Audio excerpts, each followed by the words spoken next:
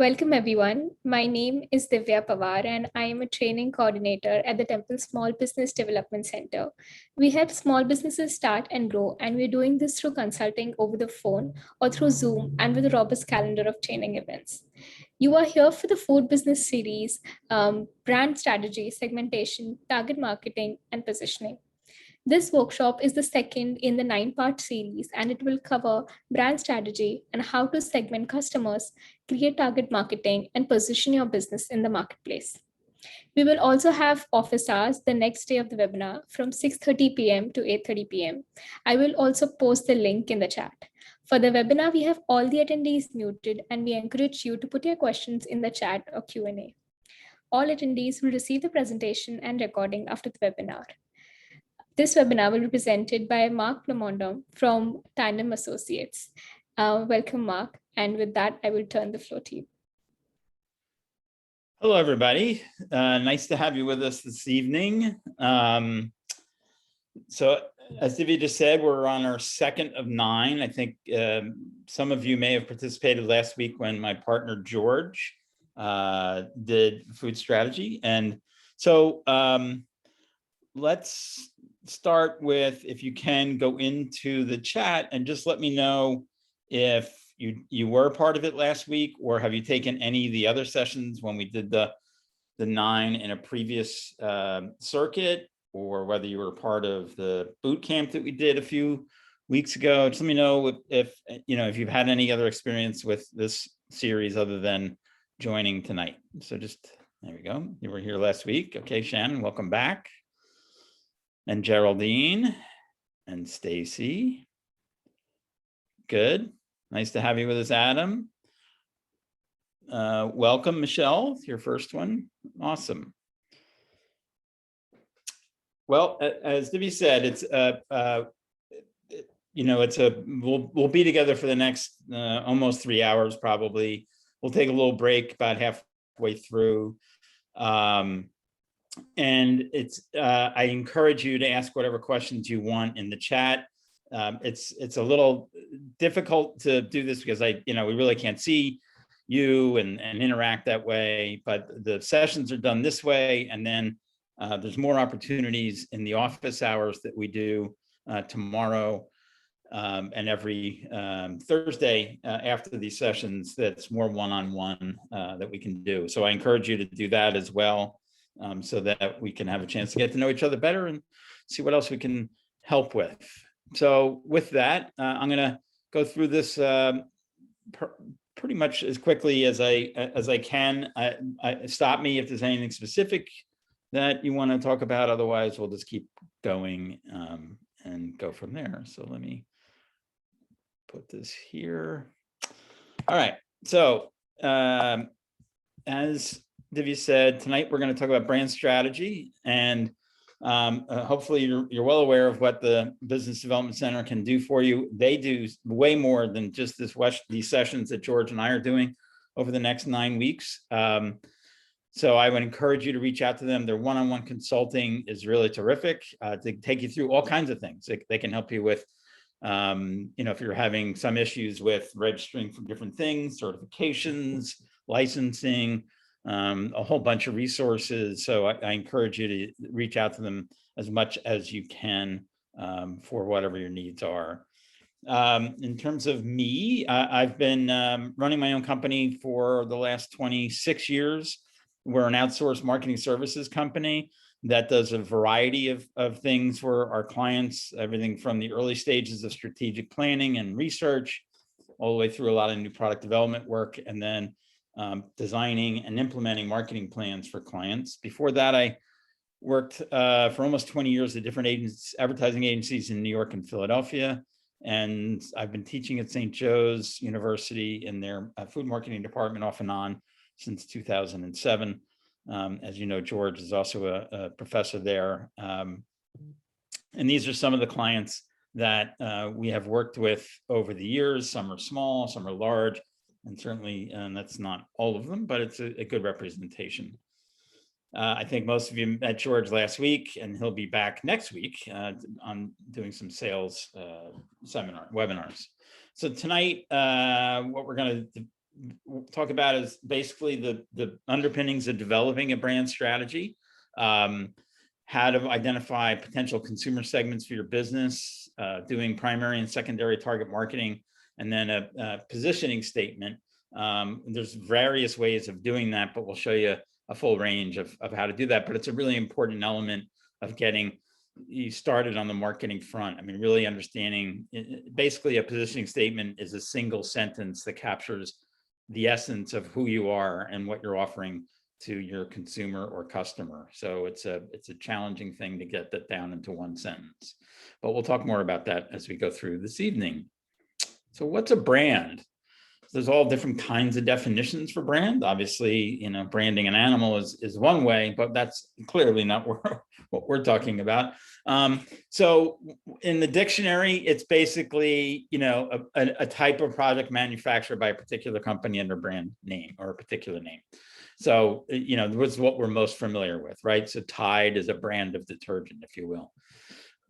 But there's more to it than that. So really brand is about attributes and benefits. So it's the benefit that delivers, in this case, an otherwise readily substitutable product in a highly consumer relevant way, and leads to great sales and margins for all those involved. And it is a combination of quality and value in terms of what you're offering in. The key word underline obviously is differentiates. And it's important, as you'll see when we go through this tonight, that as you are establishing your brand, whether you've already done it on some level or you're about to embark on that, it really is about trying to find something that differentiates yourself, either in the product or service that you're offering, in a highly consumer relevant way. So you can differentiate yourself, but if it's not something that they really care about, then that's not going to be very helpful. So, you know, I think we'll go through more of that as time goes on. Here's another definition from Philip Kotler, as a textbook, a marketing textbook guy that will follow, many people follow. So the major defense against price competition understood that a brand simply because it spends more money on advertising. That's not what it's about. The ultimate strength is about how it performs, not its promotion. So some people think that branding is advertising, and it's not. There's lots of brands that are established that have never spent a penny on advertising. They just get established in other ways. And I'm sure you have some of those in your life that you've been exposed to, or you know, have adopted in your own way. So another one, in a way of saying this in a very simplistic way, is it's a promise of value. They're the only hope of gaining attention and respect in a very competitive marketplace. And it should be the lever for your strategy, for your whole effort in the marketplace. So when we talk about brand and brand strategy and marketing, it's everything about that brand. So if you think about a consumer packaged goods brand, let's go back to detergent as an example, really the package is part of the brand. Any materials around that, like the marketing materials that may be in a store that talk about that, any signage, the name itself is part of the brand, obviously. And then the way it positions itself in the marketplace, the kinds of people that it reaches out to and how it establishes that. And then obviously if there's any marketing communications, whether it's the website, your social media, or if you're doing any advertising or promotion. So all of those elements support the brand, but again, the brand is the strategic component of that. So ultimately, it's a promise delivered that, you know, in a way that captures all of it. The promise should be motivating to the right people, and then delivered, you actually deliver on it. You don't just say you're going to do it, you actually do it. So how do we start doing that for ourselves? Well, what problem do I solve? Who is my ideal customer? Who's my competition? And how does my brand make my customers feel? What do I want the personality for my brand to be? And why will they trust me? So the first one obviously is something that we have, that's the essence of it, is what problem or need do you solve? And as it goes through, you'll see that it can be a rational solution or an emotional solution, right? It doesn't have to be a performance per se, but it has to perform either on a practical level or an emotional level. So there's brands out there that truly just tap into making us feel good about ourselves. And that's perfectly fine, even though it might not do something that's as practical. Your personality for a brand is important, and you develop that, and some of that comes out of your positioning and segmentation that we'll talk about. And then the whole reason of trust, you have to have a supporting statement why you're saying what you are about your brand. What is it about it that truly is the foundational support for that, the rationale, if you will. It encompasses what your brand stands for. This is brand strategy we're talking about. What promises your brand makes. What's the personality? Those are the three that we've talked about. And then the experience, it's a different skill set, right? So in this case, the way that you design your experience can be very intuition based or an empathetic, or it can be an end-to-end experience. But it's all about that brand and what experience that delivers for the individual consumer or customer. So let's talk about some brands that exist right now. So these are the leading brands in the US. And I'm sure you're pretty much familiar with every one of them: Amazon, Google, Apple, and so forth as you go down that list. These are all monster companies. Most of them are global companies, not just US-based companies.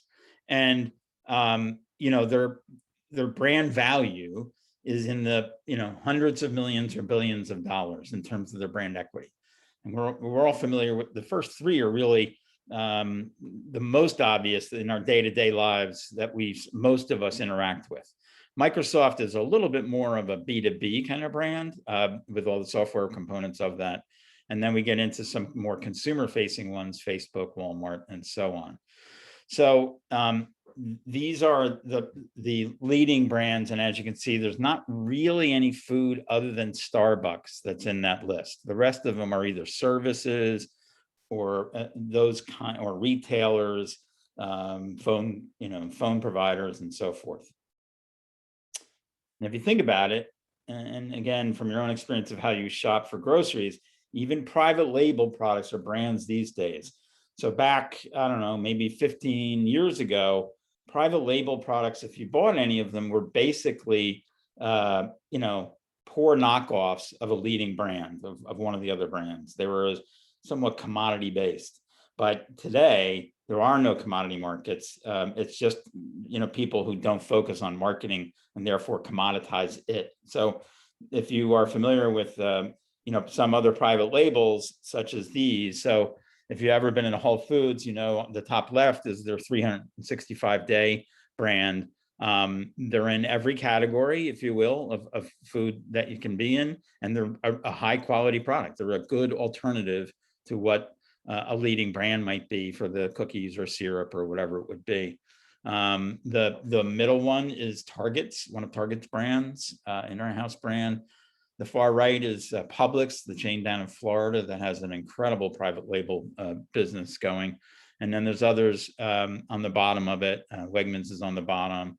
And then Walmart's, which is the bottom right, is an example of what it used to be for most of it. It's just a basic, what we used to call black and white label. It's not very fancy. It's just letting you know when you see any one of those on a shelf, right away that the price is going to be low and that it's going to be a quote unquote good value for what you're looking for. If quality isn't as important to you, but the low price is, that's going to be your option that you're going to go for. So that's still a brand, even though, it's not a fancy brand, if you will.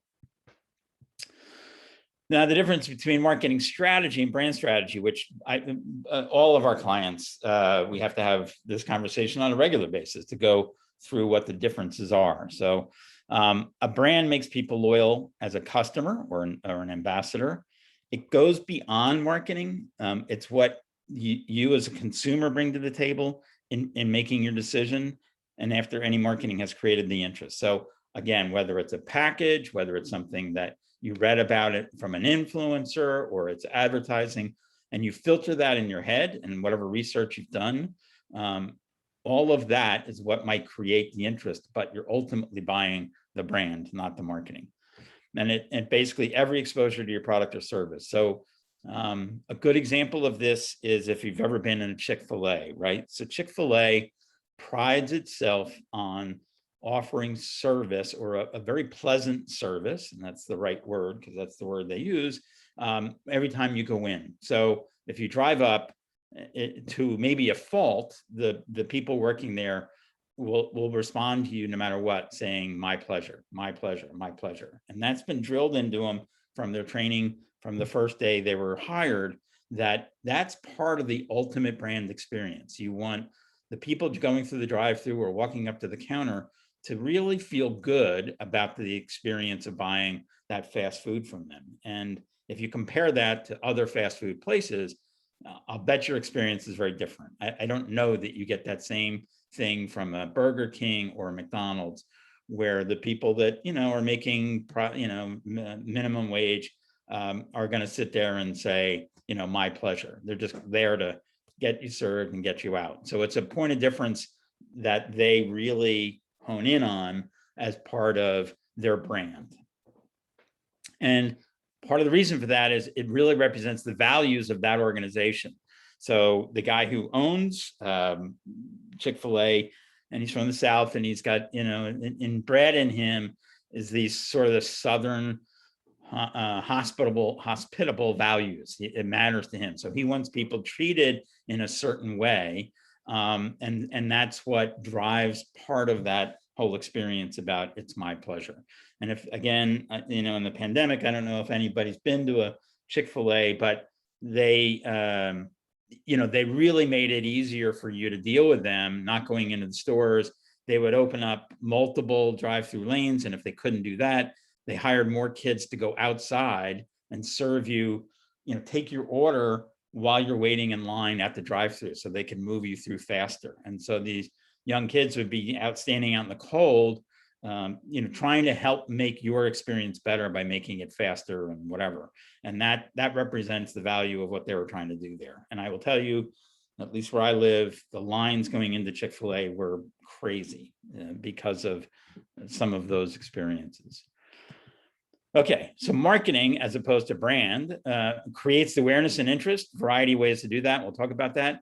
It communicates why you should buy the brand based on attributes and benefits. And attributes are the functional aspects of a product's offering, and the benefits can be either the functional benefits or an emotional benefit. And we'll talk more about that as we go along. And then it's important that we remember that marketing taps into both sides of your head. There's a rational side and an emotional side of the sale. And some marketing platforms will push more in one way or the other. So some are very emotionally based, and others are more rational based. And we'll show some examples of that as we move along. Again, it's getting your promise in front of your consumer and then delivering that. And that's what marketing is what you do to get the promise. Brand is how to keep it that way. So all the years I worked in the advertising side of the world, we spent a lot of time messaging people about how wonderful our client's product was. Ultimately, though, if the product didn't deliver or the service didn't deliver, all of that was a waste, because as soon as they try it and they're not happy with the experience of it, it's going to go away. So, and maybe you've had some of those experiences in your life where you're all interested in a product and then you go and you try it and it's like, this just isn't very good. Some restaurants can certainly be that way, where you go and you're all excited and then it's not worth the value that you believe it is. Another definition for what marketing is, it's the process for identifying, anticipating, and satisfying requirements on a profitable basis. And here's another way of thinking about it. And this is very current sort of research that's being done. On the brand building side of it, the upper side of a funnel, if you think about it as a funnel, the upper side is, the messaging that's going in. We're trying to have, a broad reach through advertising or whatever. It's got long-term messaging associated with it, and it's there to drive the intent for selling and your product and to drive future sales. The lower funnel kinds of marketing efforts is specific messaging to influence purchases and very narrow and short term. So you're looking for things right away. So, or a response right away. So, if you think about, if you're sitting there watching TV and you see advertising for a car, you may or may not be in the car shopping, mindset, but it's talking about the benefits of a car, and it usually has a nice balance of rational and emotional sales messaging in it, and it's planting that seed in your head.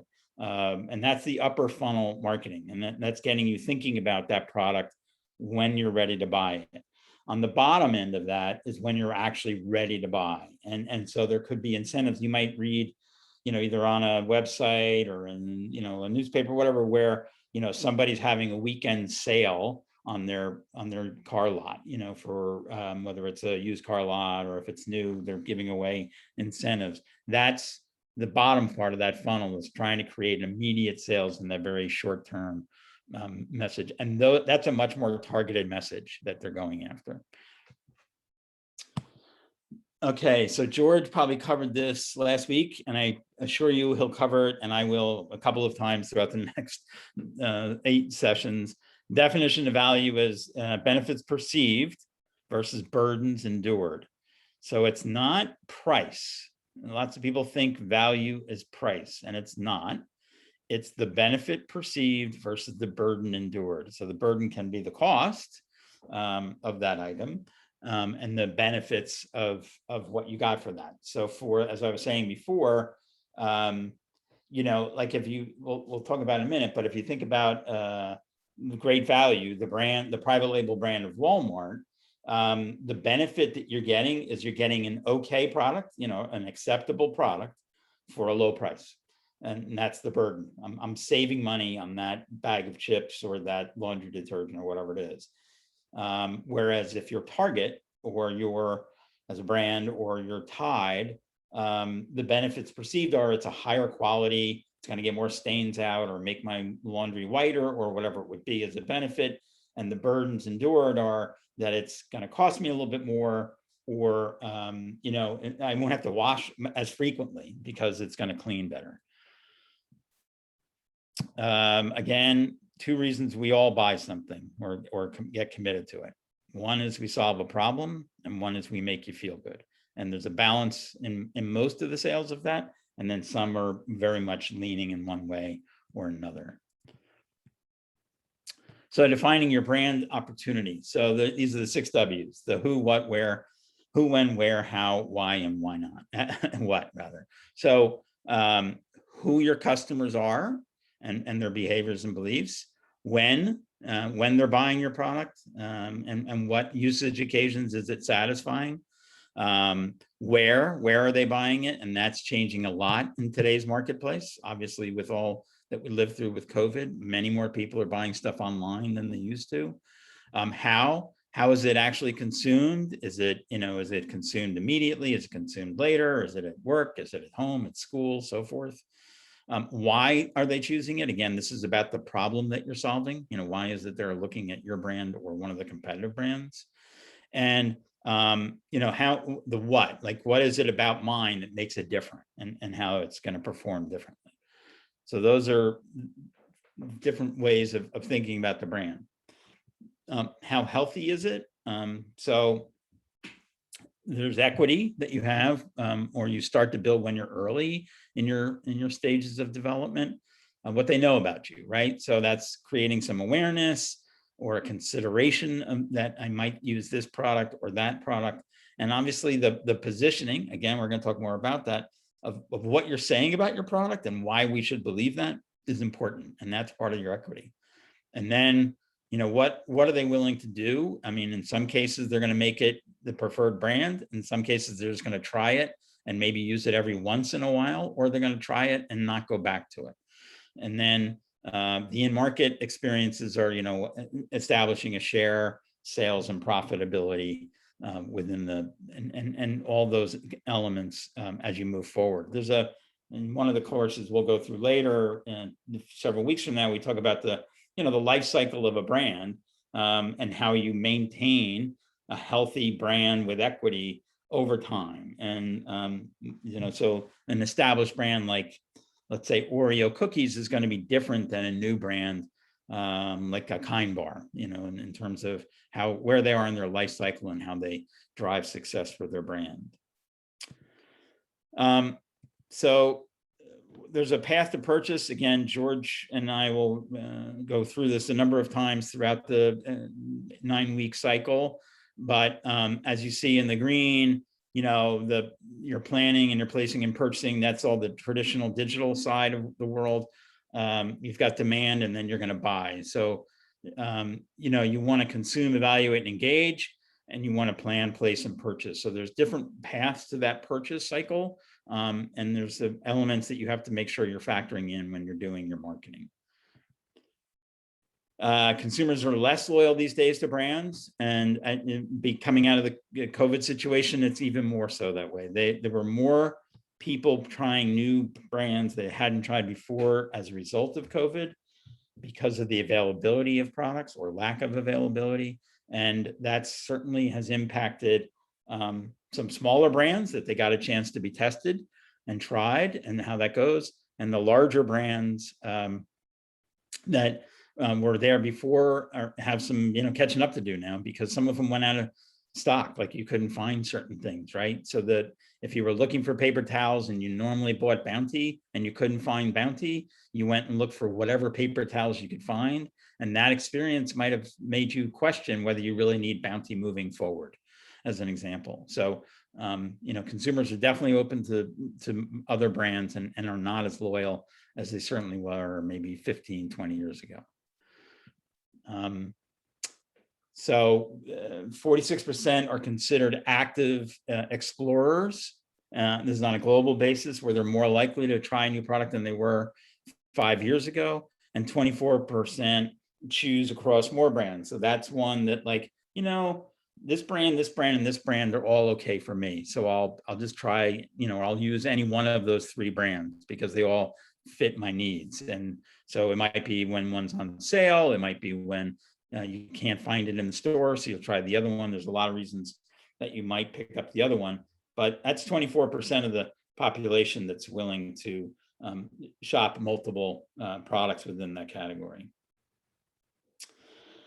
Product benefits are likely to sway new buyers as price. So this is definitely true for a large part of the consumer marketplace.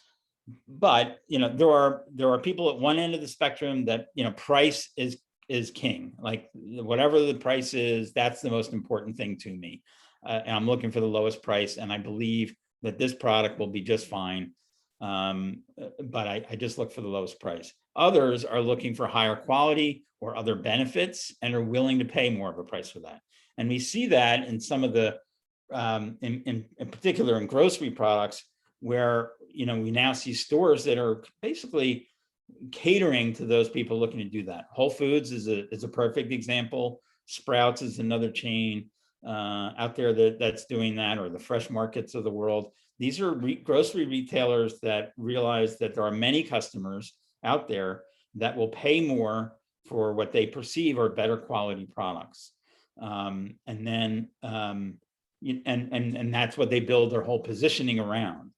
Others, again, will find an array of products that are good, or in the case of, like, Costco is a very successful retailer, and they're based on, either they're offering, a very large brand, well-established brand in a particular category, and you can buy it at a very, good value in terms of you get a lot of product for a good price. So like Tide, you might be able to buy a larger container of Tide than you can buy in a grocery store, in which you find is a benefit that I can get it at a really good price and it's the brand that I want. Or in other cases, Costco might offer their own brands, which they've done a really good job of establishing their own private label Kirkland brand, which is basically saying it's a good quality product. We don't advertise it at all, and we don't advertise our private brand. But if you're looking for a whatever detergent or a paper towel or whatever it would be, we think you're going to find this to be a very, good product for you to use. So, it really depends on where those people are. There's it's broken up almost a third, where, people, a third are going to shop on price no matter what. A third are going to look for the most convenient, and then a third are looking for superior quality or function. So and we all cross in and out of that depending on what we're looking for in terms of a product or service. So let's get out of the grocery store for a minute and think about it from a restaurant perspective, right? So if I need a fast meal and a quick meal, I'm going to probably, try a quick service restaurant, fast food joint, or a casual place like a Panera or one of those. But if I want a really good quality meal, I'm going to go somewhere, either a step above a Panera, like an Olive Garden or whatever, or a Ruby Tuesday, or restaurants like that, burger joints, or a real high-end white linen tablecloth restaurant. So we're all in that sort of range. Sometimes we want cheap and fast, and other times we want really good quality, and we're willing to pay accordingly. But you just have to know where you are and when consumers are making those decisions, and wherever you fit on that continuum. These days, recommendations and reviews are really critical, as we all know from social media, and it's only growing more that way. It's becoming more and more influenced by third parties, by people out there are helping to make consumers decide on what they want, rather than just listen to external marketing communications, advertising and the like. So the 15% on the bottom, is definitely less persuasive than it used to be, or less of a function than it used to be. More and more people are listening to reviews or recommendations from your friends or other people that they don't know, but they trust. And if you think about it, if you've done your own research, if you're thinking of going to a new restaurant, or you're thinking of buying, a new phone, or a computer, or whatever it would be, it's very likely you're doing your own research first before you go out there and actually shop it. And that's a big shift from where it was, just 15 years ago, when you trusted the marketers to tell you why that product was better in their advertising and marketing materials, and that's what got you initially interested. Now you're very much focused on your own. Okay, so there's a couple ways you can build a brand, whether it's a brand for yourself, for your organization, or for your product, or whatever service you're doing. One is you can be first in that market to deliver against a specific consumer want or need, or you can be second, but you offer a difference. And we're going to take you through, a couple examples of that. Yogurt being the first one. So Dannon in this country was one of the first to really establish yogurt as a daily sort of option for feeding our kids, ourselves, or whatever, and Dannon owned a large part of the market in terms of share for a long time. Chobani came out with a Greek yogurt, which had a different texture and a couple other, product attributes, and completely shifted the world of yogurt into that end of it. So Dannon ended up who was first and led the market for a long time, then became a follower instead of a leader, because then they had to come up with Greek yogurt. And by then, if the category had moved to Greek as the preferred yogurt type, Chobani owned the #1 spot in that case. So, but they offered a valuable difference that made a difference in the category that had been around a long time. Another example is in car rentals, right? So Hertz was the #1 car rental company for a long time, through a variety of different ways. They were great service, they had good cars, they were reliable, they had lots of locations at airports and so on. So they were the established leader in car rentals. Well, years ago, Enterprise came along and said, you know what, instead of waiting to rent a car where you go to the airport to get it, or you go to another location, we're going to bring the car to you. And, and you can rent it for as long as you want. If you want it for a week, you can rent it for a week instead of just a day here or a day there. So they shifted the whole mindset of what consumers were with car rentals. And now enterprise has more car rentals than Hertz does. They lead the market that way. Obviously in sneakers and stuff, we're all very aware of, Nike there, and then all the knockoffs that came out of that, and, the specialty shoes that would come out of that, whether Reebok was for women or tennis or, whatever sport it was, then Nike would come out with, even more special shoes. So that whole category went from, sneakers of 25 years ago was not very developed. Now it's just, there's dozens and dozens of options out there. And then mouthwash is another example. So, Listerine was just a mouthwash that had, the benefits of making your mouth feel fresher and taking care of your breath and all that. And then, Crest combines Crest scopes, and now you've got the benefits of a toothpaste brand, along with the benefits of a mouthwash brand. And it's got all these other attributes and benefits associated with it, where it's, it's white, it's got whitening properties and mouth freshening properties, tooth decay properties. It's shifted the world from just a rinse to a product with a lot of positive attributes. Another way to do this is by creating a totally different category. It's not easy to do in today's marketplace, but it can happen. So Red Bull is a good example of that.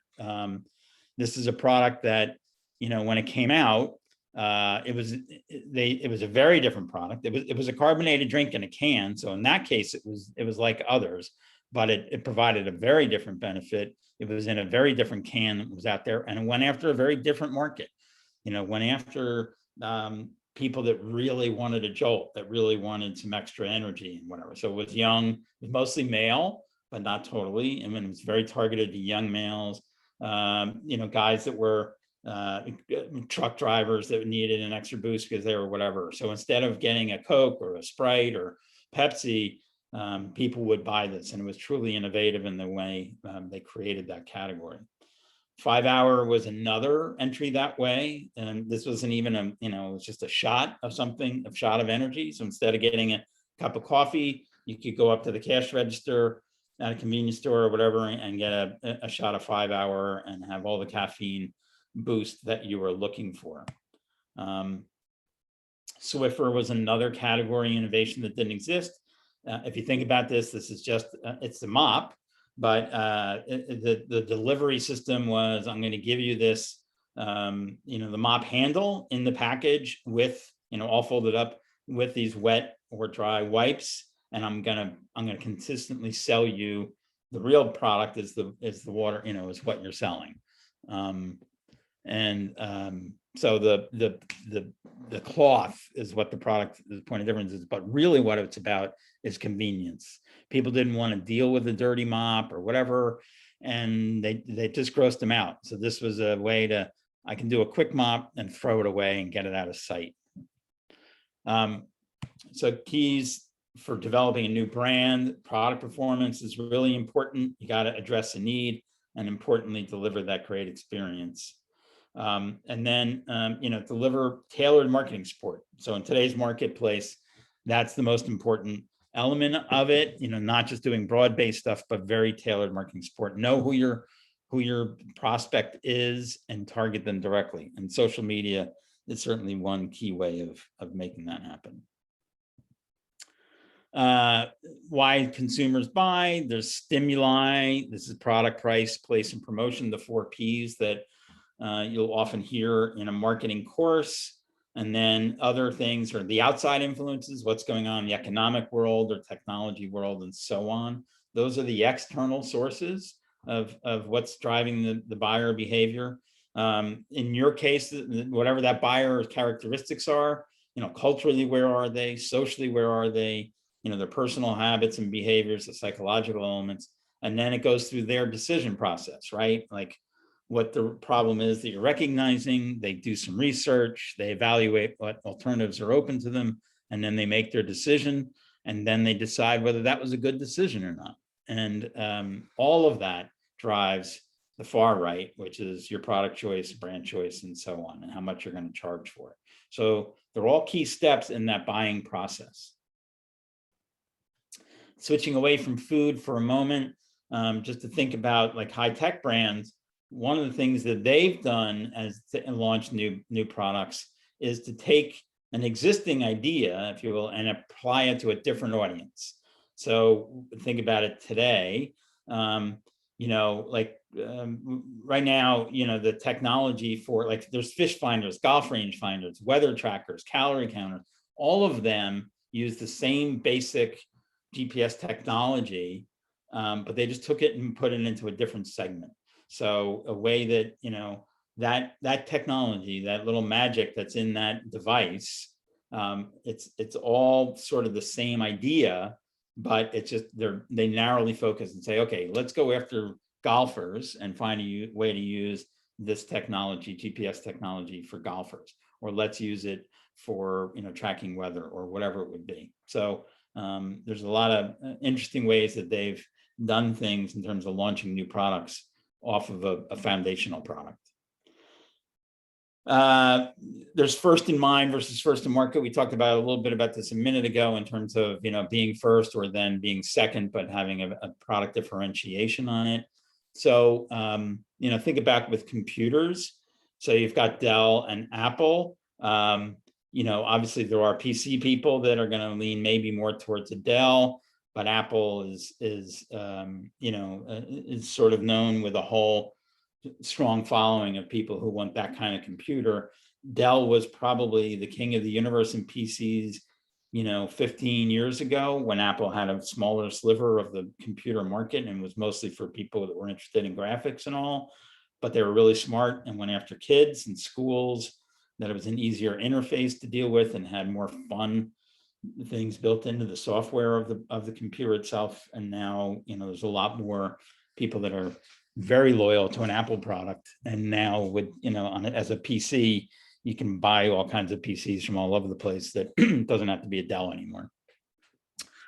So it's about, in the case of Apple, they really made that emotional connection. It certainly had to deliver on performance, but if any of you are Apple product people, you know what that emotional piece is all about. Like it's a much more pleasurable experience for most Apple users than just dealing with either a computer or whatever. So when you're first in the marketplace, your brand is just another brand. And then as we just talked about those two, and then Hertz and Enterprise, we talked about that a little earlier. Women are becoming more and more and more important as time goes on in the marketplace. They're much more of a decision maker than they were even just 5 years ago. Men are as well, don't get me wrong. There's more men shopping in grocery stores than there's ever been. But very often we didn't really think about women as a target audience in the way we should. And so brands have started to figure out that selling a brand to a woman is different than selling it to a man. And that seems obvious on some levels, but there are distinctions that you really need to know about when you're doing that. So women really care about the journey, about where the product comes from, how it got there, who's making that product, whether they're fairly compensated or whatever. I don't mean that men don't, but as a range of people on that spectrum, women are going to be more interested in that. They tend to be more interested in the environment and are willing to use that as part of their decision making when making purchases. They think about their own values and priorities in the products that they're willing to buy, and sometimes even change their behavior because of that. So, cosmetics is one good example for sure, where they, get very concerned about how they're tested, how they're developed, what's in them, all that kind of stuff. And they feel better about companies that are transparent. And that's, their emotional, connection is stronger than it is sometimes for men. And so that's important to factor in when you're building your brand. And then obviously on the functional side of it, the practical side, they're busier than anybody, typically women. And so they need stuff that's going to help them save time. So the convenience or getting a good job done, a higher quality, maybe the getting done faster is important to them. And, they need simplicity in their lives because it's very very complicated with all the things that are tugging on them. If they're working out of the home, they have family responsibilities and so forth. So they're looking for products that can help make that easier for them. So these are kinds of things you can think about your brand or your offering. How does it give her back that time? How does it solve or simplify her life? How does it help her make choices that are more important to her and her family? Does our communications reflect her and how she lives her life? And how does it portray the role of men in her life? And do we, as a company, walk the talk as we go through it? So those are all elements that are important when communicating with women on the marketing side. So this is one of my favorite things that I use with some of my clients when they come with a new product idea.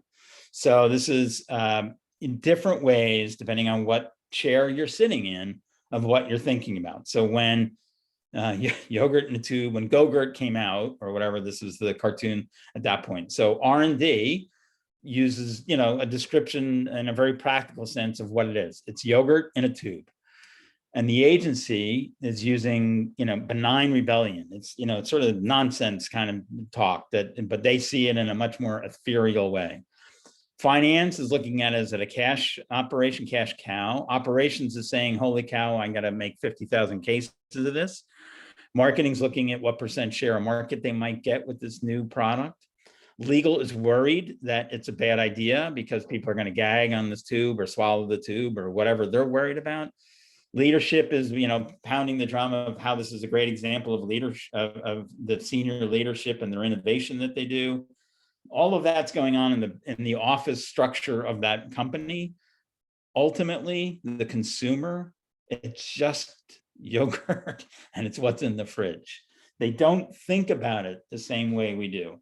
When you make the initial purchase, they do in terms of, oh, this would be a great product for kids, I can put in their lunch or whatever. But beyond that, beyond the first time that they make that decision, after that, it's automatic in their minds. And so all of these other things are all accurate, what people think about, but ultimately you have to remember that it's a 3-second decision for a consumer to make that thing at shelf, deciding whether to buy your product or not. All right, I'm going to take a quick breath there. It's 5:49. Any questions so far on any of that? Okay. Well, again, if there are, we'll keep an eye on the chat and we can go from there. So components of a brand. You've got values. We talked about that, the brand message, what key messages you're trying to communicate. You've got a brand personality that you want to make sure you're incorporating. And then you've got the icons, the executional tools, the color, the typeface, the name, the logo, whatever it would be. Those are all elements of a brand. So you think about, I'm going back to the Chick-fil-A as an example, their advertising campaign with the cows, as if they're human, is a critical elements of their brand imagery, without a doubt. Okay, so you need, as you're thinking about your brand, what's your firm's DNA? What are the values that shape your organization? You got to make sure you're able to articulate those values so that anybody that's going to purchase your product can understand them. And your values speak louder than any messages that you're going to go out and talk about. So again, using, and today it's even more the case because a lot of people are very interested in supporting companies that have a social mission. So you have to, I'm not saying you have to have a social mission, but you need to understand what values you're bringing to the table as you launch this brand, because ultimately it is all about you and the company that you're starting. Which are important. What happens if one of them disappeared? What are you going to adhere to against obstacles when things get tough? Or what's passion? What drives passion in your company? And what core values does your culture, the people that work with you, represent and care about? And these are all different values that you can go back to and look at and decide whether any of these or which ones of these may apply to you and your organization. And then you can list them and sort of construct your value proposition. Brand messaging, this is all about, what's the purpose of what you're doing? What is it that makes you special? What is your unique position in the mind? In your case, the brand personality is another element of it. What kind of personality do you want to create and represent out there? And how does that transfer into all your marketing messaging? And will they differentiate you versus other competition, or how you're going to communicate that? So if you think about it, even with retailers, I was talking about the Amazons of the world, I mean, not Amazon, the Whole Foods of the world, and Sprouts and Fresh Market and Fresh Grocer. Those, they're offering groceries just like an Acme or Giant or Stop and Shop is, but they've gone after a different audience. They've got a different personality that they're trying to leverage themselves and attract out there. So, but at the end of the day, you're still selling food, you're selling groceries. So you have to think about what your personality is and how that matters to the people that you're trying to get to buy your product.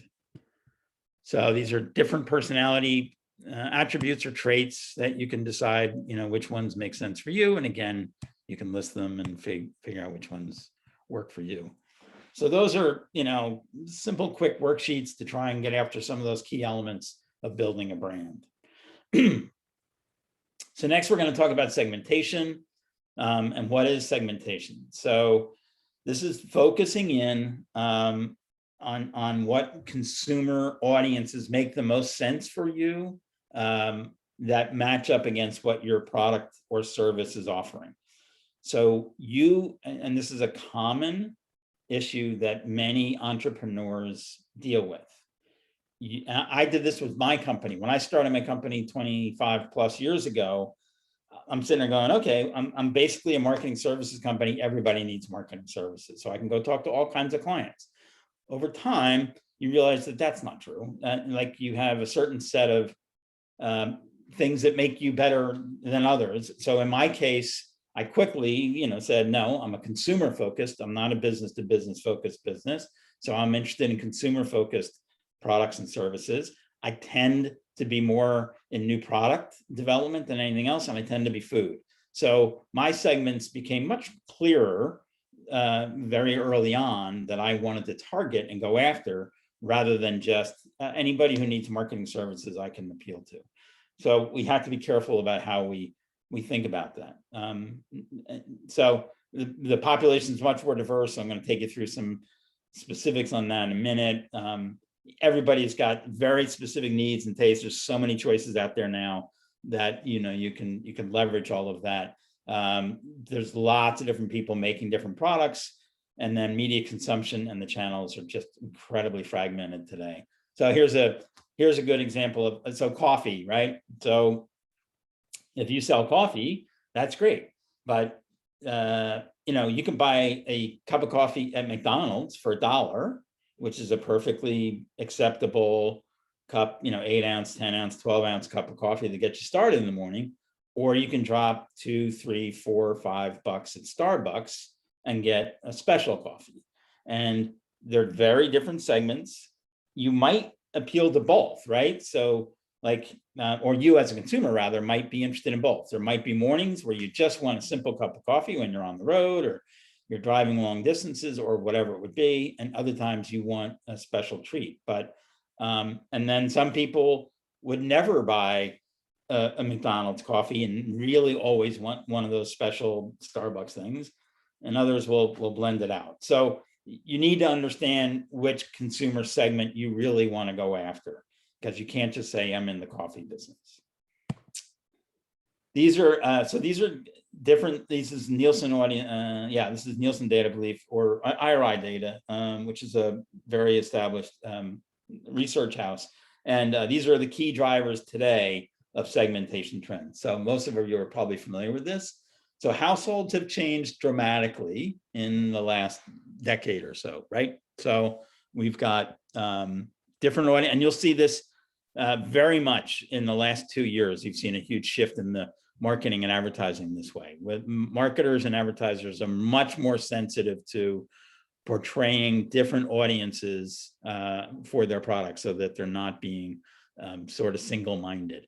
So whether it's, Hispanics, Blacks, Asian, mixed families, whatever, it doesn't matter. You have to be representative, because all these people are buying, products and services that you offer. You just have to figure out which ones make the most sense to you. The definition of a household is really changing, right? So back in the day, it was mom and dad and 2 kids and whatever. Not anymore. It's now, there's a lot of households that are just singles, with or without pets. There's single parent households, a lot of them, that have a different set of decision making that they go through. There's gay and lesbian households for sure, with and without kids. So that's a different audience segment that's definitely changed. And then there's multi-generational households that are out there, where more and more of us have our parents, grandparents, or whatever living with us. So you can have easily three generations in a house living together, and that drives very different decision making as we go through that process. Baby boomers, who were the be all and end all for a long time in the marketing world, are very, very different. So if you see in the chart, the number of 65 plus is going to just keep expanding, larger and larger. I mean, that gray line is the number that is 85 plus. That chart, that bar over the next 20 and 30 years is huge. And so there's people are living longer, and there's going to be more of them, and that really matters on the marketing side of things. You may have had a product that appealed to that audience when they were in their 40s, 50s, and 60s. How do you stay with them in their 80s? Because some of them are going to be adopters to new products, and others are just going to want to stay the course with whatever product or service they have now. And then some are, we're all living longer, and we're living healthier. And so in the bottom is, we've got more and more grandparents taking care of kids, their grandchildren, as part of the daycare solution. And then you have, older couples that are empty nesters that are just living large. They're not just staying at home watching TV. Income and the various elements of income streams is really another element that drives segmentation. We hear a lot about the top 1%. So this graph on the left side is an example of that, and showing how the top 1%, the income has gone up, and the blue line is the bottom 50% of income, and how that has declined over the last 20 and 30 years. And the chart on the right is a similar look. In the top quartile is the purple one. Those are the top 20% of income earners. The middle line is actually the bottom 20% earners, and the middle income people are the ones that are seeing their money grow the least. That's the bottom line. So we've heard that the middle class buying power is shrinking, but this is an example of showing that even though the middle income people are making more money, their buying power is actually decreased comparatively, or flattened, whereas people who were making very little money, they have more buying power today than they did 20 years ago. Still limited, but they have it. And the world is changing, right? The whole global marketplace is changing. We used to think just of the US, or then we thought of North America or Europe or whatever, and now it's one homogeneous kind of solution at this point. The way we're all connected from technology, but also the markets are, we learned that with the pandemic, that we have so many products that we rely on other parts of the world to make, or make parts of it, components of it, then now we're experiencing those shortages because they weren't able to make it. So if you're trying to buy a new car, right now it's hard because the microchips that are in the cars were coming out of other places in the world that stopped making them for a while, and so it's a very different world that we're living in that way. We're very reliant on the whole global marketplace. And then obviously our communications platforms have just blown up over the last whatever. I mean, again, most of us during COVID, with the onset of even more streaming services, I don't know what you're like at home, but it seems that people that we deal with and talk with on a daily basis, there are so many options for consuming media, research, points of view, influencer. I mean, the whole social media thing is one. The viewing of television is another. You know, there's so many streaming services that we can do. You can watch it anywhere. The story I tell often is I have two teenage daughters that, you know, when they were 9, 10, 11, 12, they'd sit and watch TV with me at, you know, at nighttime. They hit 13, 14. Now they have their own laptop for school. Now they go up to the room and watch whatever they're going to watch. And so it's changed the family dynamic on some level, where you used to have that family time, even if you're just sitting next to each other on a couch watching some show. Now that's even changed. And consumer and the manufacturers know that there's ways for them to market and sell to people on different platforms. So it's about demographics, attitudes, different values, what the needs and wants are of preferences, shopping, consumption, all of that. And you can customize your offering across those segments. So you can have a product that may have most appeal to, you know, this segment, this specific segment, but you might change that a little bit and appeal to a different segment. So again, you know, I think of Costco is sort of an expert at this. They've sat there and said, we're going to appeal to people who want to pantry load, who want to buy lots of a particular item. And you know, when these mass clubs like that, like Sam's and Costco and BJ started, it was more of a small business concentration they were reaching out to, people that had small businesses, and you could go buy in mass quantities. And then they figured, wait a minute, the average consumer, there are products that they want to buy in mass quantities as well. And so let's start offering it that way. And so there's a lot of segmentation that they do to get there and figure that out. And so now, you know, we're going in and buying 4 tubes of toothpaste at a time in a Costco, whereas, you know, a few years ago, you just went to Target or CVS or wherever and bought your tube of toothpaste. You didn't think you needed 4 at a time. So it shifted the consumer segmentation that way. Okay, so targeted marketing is sort of the natural component out of that. So you define the segment of who your target is, the who.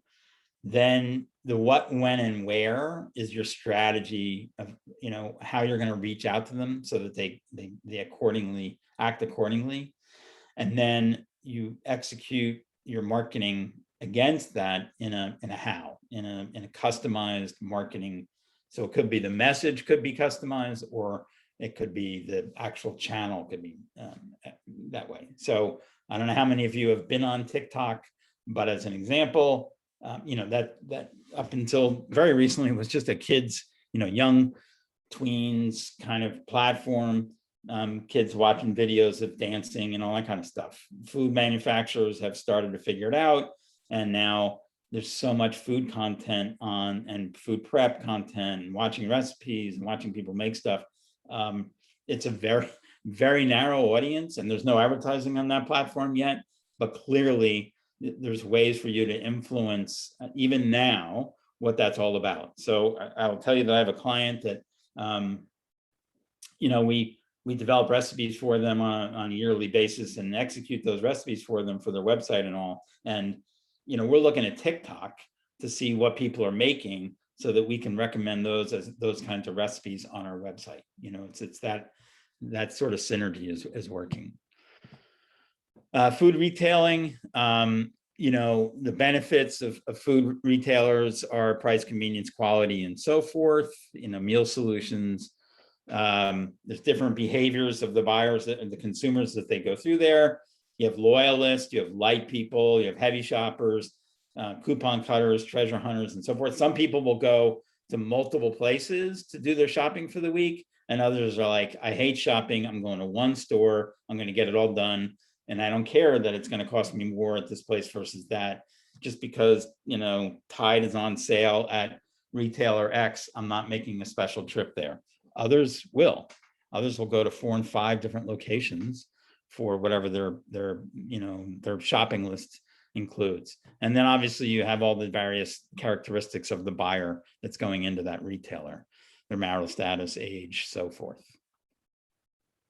So there's a company called Vals, which does a lot of segmentation work. And I'm just gonna, you don't have to read all this. I'm just trying to give you a sense of how market research companies out there that will help really narrow in on certain segments and really get very detailed in what's going on. So in this case, there are 8 different segmentations, if you will, segments. There's innovators, thinkers, believers, achievers. These are the things in color on the bar top, strivers, and so forth. And then it goes through and it lists their average age, their average income, how many of them are men or women or married or employed, and so forth. So each of these segments, the Val's, behavioral segment, is defined with all these different characteristics. But importantly, it's not just like demographics. If you look down on this thing, it's what's their political outlook? Have they gotten medical insurance from a government source? How often do they go see a doctor? I mean, there's all kinds of granular level details that can help you segment who you're really going after, because it all drives ultimately, the success of what's going on. So here's another example of some of that data. So if we just look at innovators on the left, they're confident enough to experiment. They're looking for information. They're future oriented and so forth. And then you go, down to the other end of it, to survivors. And these guys are not very confident. They're quiet. They're cautious. They still use television as their primary source. They take, comfort in the familiar, if you will. So some of them might be older. Some of them are just, it doesn't have to be age specific, but you can see there's a full continuum here of different ways consumers behave and what they think and what's important to them. So here, quick run through on these Vals. So believers, they believe in basic rights, and wrongs lead to a good, right and wrong leads to a good life. They're about spirituality. They want friendly communities. They watch TV and read romance novels and so forth. So that's an audience. That's a real hardcore group that you could potentially go after.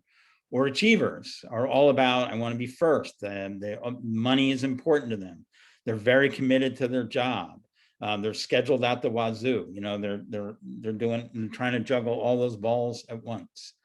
Strivers, they might be in and out of jobs.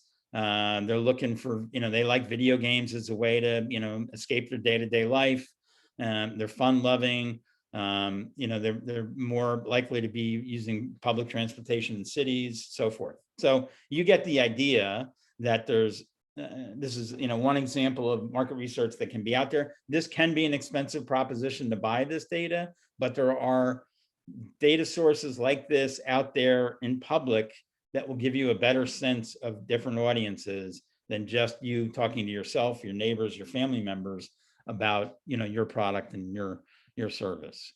So, use it. You find this data, use it. It'll help you define, who you are, your product or service in a tighter way. Again, brand is a promise delivered. A promise delivered. That's important that you understand. It's a very simple phrase, but it's true that whatever that promise is, again, could be functional, it could be emotional, and you actually deliver against it. A couple examples. So what's Chipotle's promise, right? So it's fast. This is a fast food company, but how is it different than McDonald's, Burger King, and so forth? Well, they're all about integrity, the sourcing of their ingredients. That's what's important to them, and how they've differentiated and how they've reached out to people. At the end of the day, it's still a taco or a burrito or a bowl. That the food itself as a concept is not totally unique, but the idea that where they source it from, it's all fresh, that makes it different.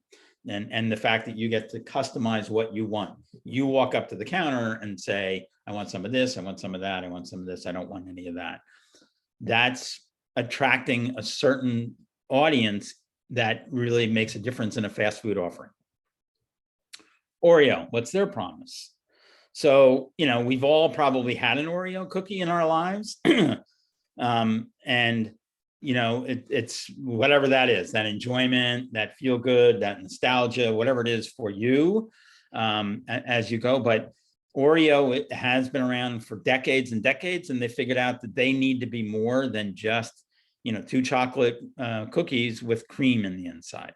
In order to keep the brand alive and growing and vibrant, they've had to expand on what they're all about. So yeah, they had double stuff and mega double stuff and dark chocolate and all that, but now you're getting into, you have gluten-free, you have tiramisu, you've got thin, so they're lower calorie, right? You can still get the taste of a Oreo, but have less sugar in your diet if that's what you're up for. Or it can be grab and go. Now I've got a little packet that I can be in the convenience store and grab it. Or I have crumbles that I can put in my cookie batter or ice cream or whatever it might be. And then they can get into product expansion, churros and handy snacks where you dip it that way. So we've evolved from what was 2 chocolate wafers with some cream in between, using the core concept there, but going in many, many different directions. And then you can go into an ingredient. So now you've got either, you've got it as a recipe for cake batter or icing. You've got it in popcorn. You've got it in, a creamer. You've got it in ice cream, and so on. Cereals. There's just different ways that the brand has expanded itself. Kraft macaroni and cheese, often referred to as Blue Box, which many of us had growing up, and may still have. It was a good, convenient, comfort food that we made. It was easy to make for our kids or for ourselves. It was not very expensive, and there was a lot of comfort taste to it. It felt good. So how do you expand from that? Well, the easy way is you can do different shapes. You can change the cheese a little bit. You can be gluten-free for those people who need that in their diet. You can make it specific to kids, and have the packaging. You can color the packaging. You can have different shapes that are kids that they get into. Or you can go higher end. So this is like a microwave product that costs a little bit more, but it's very convenient. It's not, now you don't have to boil the water and then cook the noodles and put the milk and the cheese and all that in. Now it's automatic. It's already done for you. You just nuke it and off you go. We can have a higher quality mac and cheese. So this has got a better cheese and a better pasta shell to it. Or you can go even into different segments. So I can just have your cheese sauce and use that as a topping and leverage it that way. Or a microwavable bowl, for a monster size of it. So there's different ways of expanding your product to go after different audiences, depending on how, where you are in your brand health. And knowing that Kraft macaroni and cheese has some, or Oreos or whoever has some core offerings within its brand, but you can branch out from there and do different things with it as your brand gets more and more established. Okay, so it is 6:15. So I'm gonna take a 5-minute break here as we get into target audience. Everybody can go get something, some water or whatever, do your bit, and then let's come back. It's 6:16 at the moment. Let's come back at I think 5 minutes should do. Let's give you a little bit more time than that. Let's say we'll come back at 6:25.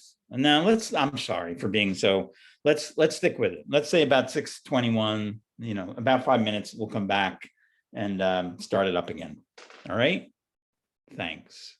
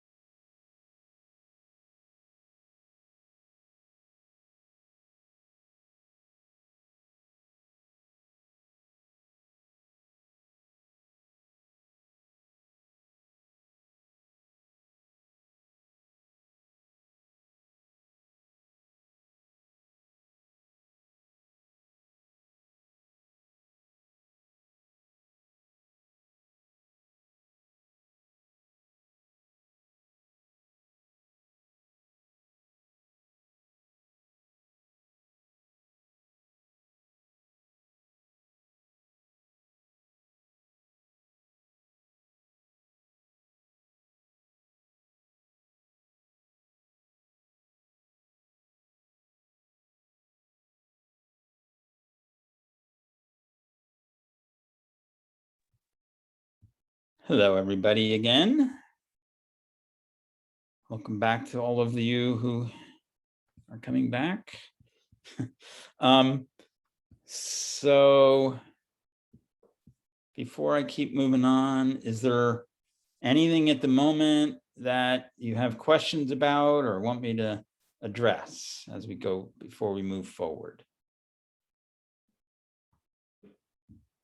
And for what it's worth, I don't think we'll be going the full 3 hours because, as typical for me, it may not seem fast to you, but I'm going pretty fast. And we again, here for whatever questions you have now, or I would certainly welcome you or encourage you to join in on tomorrow night if you have the time to go ahead and jump in on some office hours and do. I'd much prefer. I wish we could see each other now and talk back and forth, but that's just not the way this is set up. But certainly we have that time tomorrow. All right. Well, I don't know whether there's no questions because you're all asleep or whether we're actually covering it pretty well. But anyway, for whatever that's worth, we're good.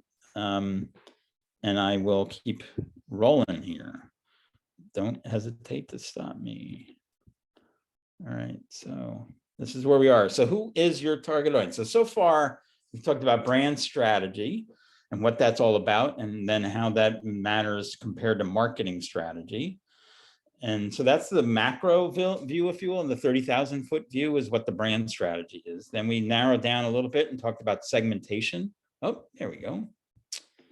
And I'm awake. Thanks very much, Adam. So we talk about segmentation and different ways of doing that. And now we're going to talk about your target audience, which is sort of another expression of segmentation. But once you start segmenting down, you really need to really tighten in on who your target audience is. So this first stuff that I'm going to share with you is a study that was just done in 2020. So it's current information, and it'll help guide sort of the conversation that way. So, and a lot of this is intuitive, but for most of us, but on some level where you read about in the papers and all, but it's good to see actual data associated with this stuff because it really helps sharpen the focus, in my opinion. I mean, I deal with this stuff all in and day out, and it's still great to get hands on stuff like this so you really understand what's going on out there, because you can still get a little blinded by the light. So, representation matters. So these are all internet users up top who agreed with the statement, I feel represented in the advertising that I see. And so whether it's white people, Black people, Asian, Hispanic, heterosexual, gay, bisexual, or whatever, and then it goes into males and females. And then it breaks it down by generational, Gen Zs, millennials, Gen Xers, and boomers. So you can see the basic point of this particular chart is that the younger people definitely care more about that. They want to see people, represented broadly, and it seems to be male and female are pretty close. The little dotted lines around the circles are males, and then the color is the female. So there's not a huge difference that way. And then how old people, the age and what generation you're in. So clearly, there is an age specific piece, and the ethnicity is important. On the bottom is the political ideology, conservative or liberal. So, you can see where people land, if you will, on how important that is to them. This is the same research, but now we're talking about, and we talked about values earlier, and this is a couple stuff that's going to get after that. So the brands I buy reflect my values. And as you can see, Gen Z and millennials care the most about that, and boomers not as much. So you've got 21% in Gen Zs and 21 to 19% for millennials, and then it starts going down as the age goes up. I feel I have a relationship with my favorite brands. same kind of trend. You're seeing that the younger people care more about the connection or relationship with your brand than the boomers or even the Gen Xers. And that's important on a lot of dimensions, because as you're figuring out who your target audience is, if you're going to appeal to younger people, you have to make sure that you're understanding that connection and relationship, or the value component. If you're not as worried about that, and you're really appealing to either X's or boomers, you know, then you have some more freedom that you don't have to worry as much. It's a little harder to connect maybe as a new product that way, because a lot of the boomers in particular have established themselves in what brands they're buying. It's just data coming from Valves. No, this is a different set. This is called the New American Study from the Global Web Index. It's down here, right here. So this it's a different research piece. Okay. Younger parents don't always view marriage as an essential institution. So again, depending on where you are in you know, where age-wise and all. So I'm a boomer. So you know, 77% of us, in my case, married. I'm not. And then, as you see, you know, and parent, but Gen Zs don't see it the same way. So you can be married, you can be divorced or widowed, or you can be never married. Obviously, there's an age element to that. Gen Zs are still pretty young, so they're not going to be married. But if you look at the difference, like for never married with millennials versus boomers, that's a big number. You know, 18 to 7 is a big number, and certainly 32 to 8 is a big number. So again, millennials are still on the younger side of the equation, but for the age range of millennials, which is roughly the late 20s to your 35, 40, you know, you're looking at most people in my age range were married by then. So it's not happening at the moment. LGBTQ who have at least one child. So 27% of the universe falls into that category. 25% are white, 35% are black, 16% are Asian, and 34% are Hispanic. So you know, those are significant numbers as well. I mean, if you think about some of that, that's a third, and that's very, very different from where we were just a few years ago. Multi-generational households, we showed you that slide earlier, and it's about cultural background. So my children is the pink part, and the purple is other family members. So whites, you know, 15% of my, and this is grandparents who also live with their children, right? So 15% of whites live with their children, and 4% live with other family members. These are grandparents. 27% of grandparents live with their kids, 22% with Asians, and 31% with Hispanics. So again, those are, you know, a quarter to a third of grandparents are living with their families. And that's very significant. And as it relates to target audience profiling, think about it. Like that's, you know, as you're advertising, whatever it is, not your advertising, as you're deciding what products to offer, this is what households look like now compared to where they were just a few years ago. Gender roles, who agrees with the statement? I think traditional gender roles are outdated. And again, 42% for Gen Zers think that way, and only 26% of boomers. Not shocking, given the cultural influences in the last, you know, 30 years, but very significant. Gender roles are outdated, you know, whether it's whites, blacks, Asians really believe it, especially Gen Zers, and Hispanics. So, you know, that left column right here that we're looking at, there's a lot of range in that, and it's important. And you'll notice too that, again, I was mentioning about marketing to women. Look at the differences between the female range versus males. Males are 26, 25, 25, and 33. So those are pretty close numbers. There's not a lot of difference in Gen Zers for males, but a huge gap It's almost twice as, it's 29 to 51% for Gen Zers. Similarly, here in the millennial group, it's pretty much, low 20s other than blacks at 18, but it's, mid 30s, high 20s for millennials.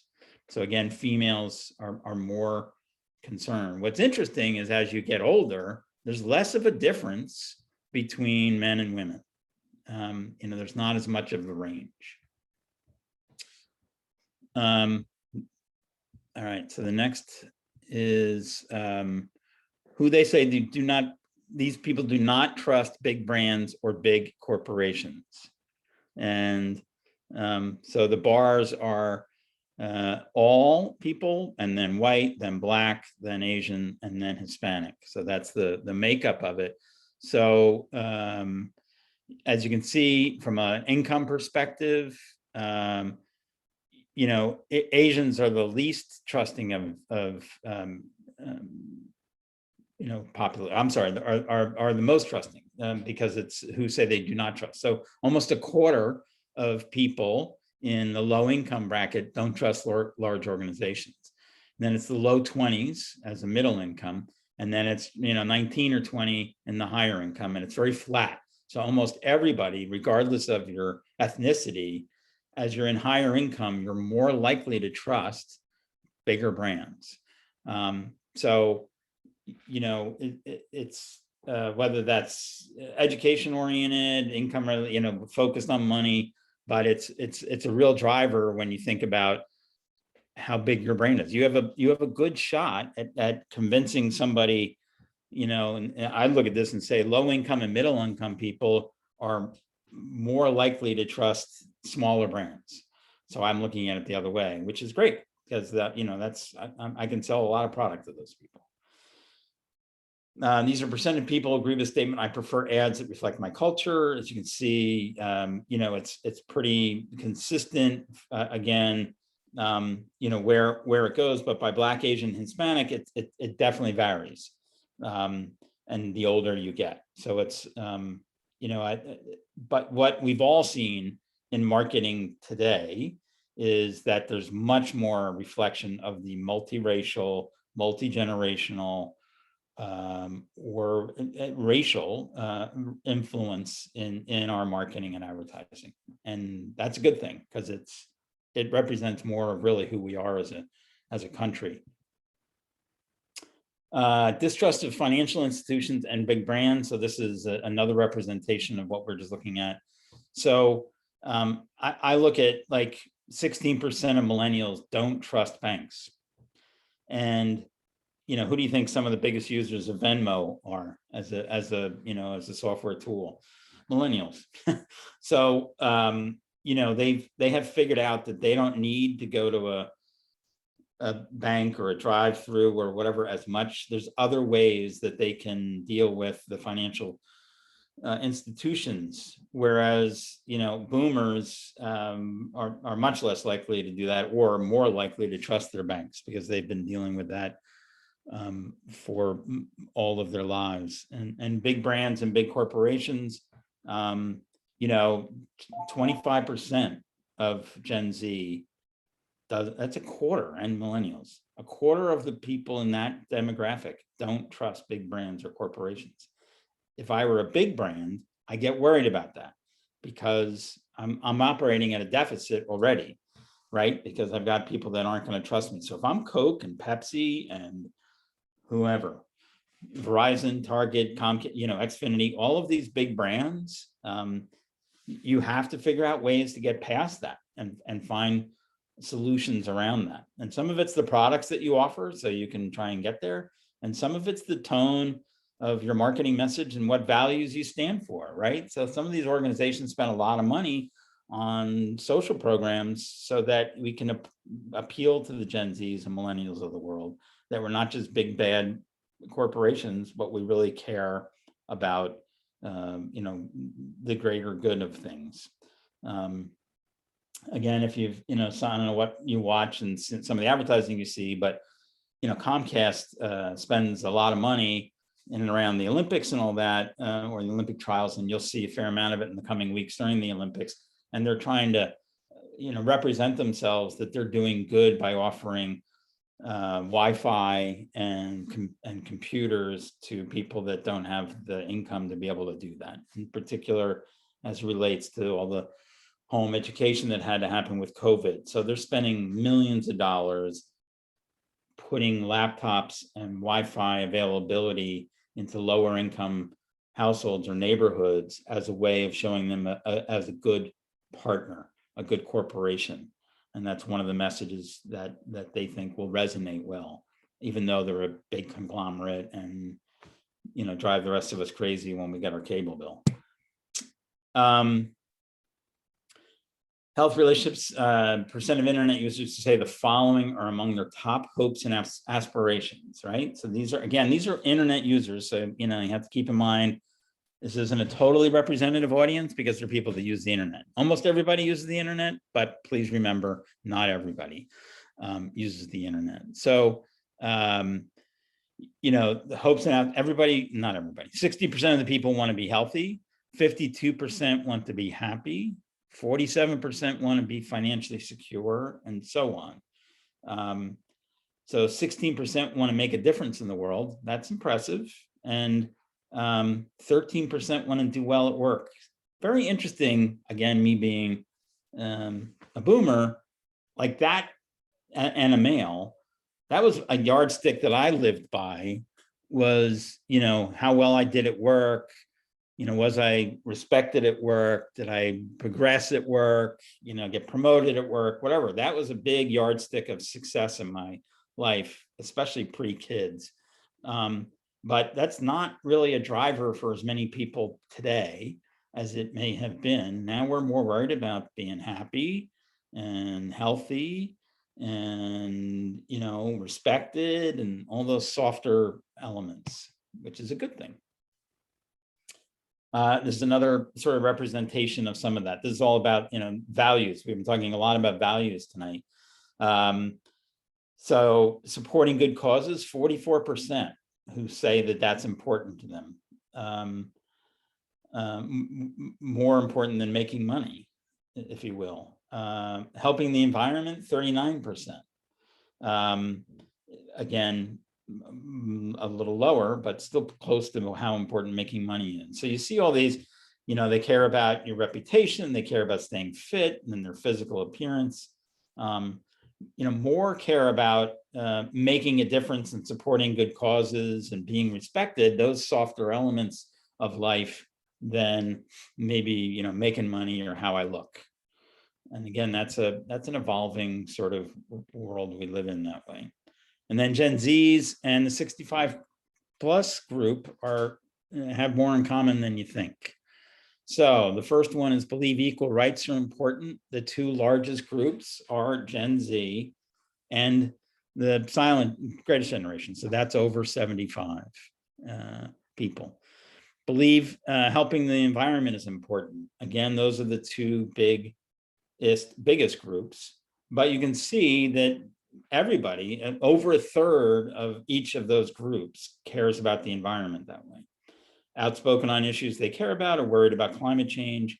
I'm sure that number is up in the last year or two, because climate change has been such a hot topic in the news and whatever, and in our reality. If you're living on the West Coast, the climate change is demonstrating every day how important that is, and either when the high temperatures or the wildfires, the lack of water, all of that. There's a day-to-day understanding of how important climate change is to people today, even versus the last couple of years. So all of these are important values to consider when you're doing your target audience definition and your brand evaluation and your values that you're pursuing. So again, this is another representation, similar things. Who they want brands to do the following things. This is what they want brands to do. So they want me to be socially responsible, improve my day-to-day life. They want me to listen, be a listener. That's really important in social media. If you're not responding to negative things or questions, that's going to be a real problem for you. You have to tackle that. You have to be careful what you respond to, because there's some people out there that are just trolls and trying to stir up problems. But if somebody has if you've ever been on like Airbnb and you look at the reviews on Airbnb, or if you've ever gone to a restaurant and see what people say, I mean, we're looking at that more and more for making our decisions on stuff. And so, that feedback is real important. Whether we contribute to local communities, support local suppliers, all of these are almost at a third or more than a third in terms of importance. So they're all up there and all deserve some consideration and attention. So this is another representation of similar things. Now it's by the various demographic groups, and socially responsible, contribute to the community and support diversity. So again, you see there's a pattern here of how important these elements are. So one of the things I wanted to focus on in particular, mostly because I just saw some research that came up literally within the last couple of weeks about Gen Z. So Gen Z is people born between 1997 and 2012. So these are people that are 9 to 24 years old. Now, most of us sit there and say, who cares about most of those? Because they're young. They're still, in school and probably aren't making any money of their own and so forth. So what's the importance? So it's 20% of all US consumers at the moment. So it's not a group to take lightly. And each year they get older and have more buying power. But at the moment, they have buying power of $148 billion. Certainly more of it is concentrated in that upper age of the demographic, right? So the 18 to 24-year-olds. But and that's important. So this is a very critical group that's coming down the pike, if you will. So when they talk about Gen Zs and they say, what are the different ways you may learn about a new product? Which are the most likely to get you to buy the product? So number one, by far, recommendations. Number two, seeing somebody else use the product, either a family member or a friend. Number three, TikTok didn't exist 5 years ago, 3 years ago. Then we're, displays in stores, which has been true for, decades. That's a very important element. Then there's advertising, then Instagram. Then we get into the more traditional stuff. The marketing happens with the other age groups, right? Whether it's in a circular or Facebook or digital advertising and so forth. As a marketer, this screams at me about like baby boomers. This would be the flip almost.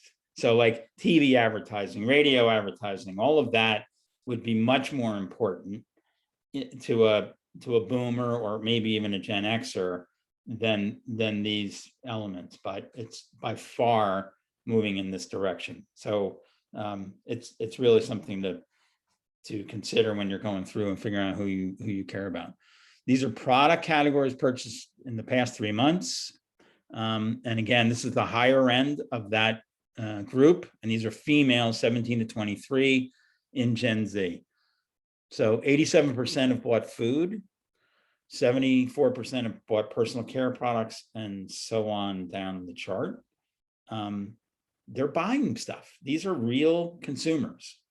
And you have to consider that in the marketing that you're doing as you move forward. So almost half of them have bought household cleaning supplies. These are 17 to 23-year-olds. They're making their own brand decisions at this point about what they want to use, or laundry care. They're making their own decisions, and it may be based on something they grew up with, or it may be something now that somebody's telling them about in some influencer group. But they're already in the marketplace buying these products, and we can't overlook that. There's a thing called New Product Pacesetters that IRI does each year in terms of ranks the top products, and they have to accomplish a certain amount of sales. It's over $1 million, and then stands from there.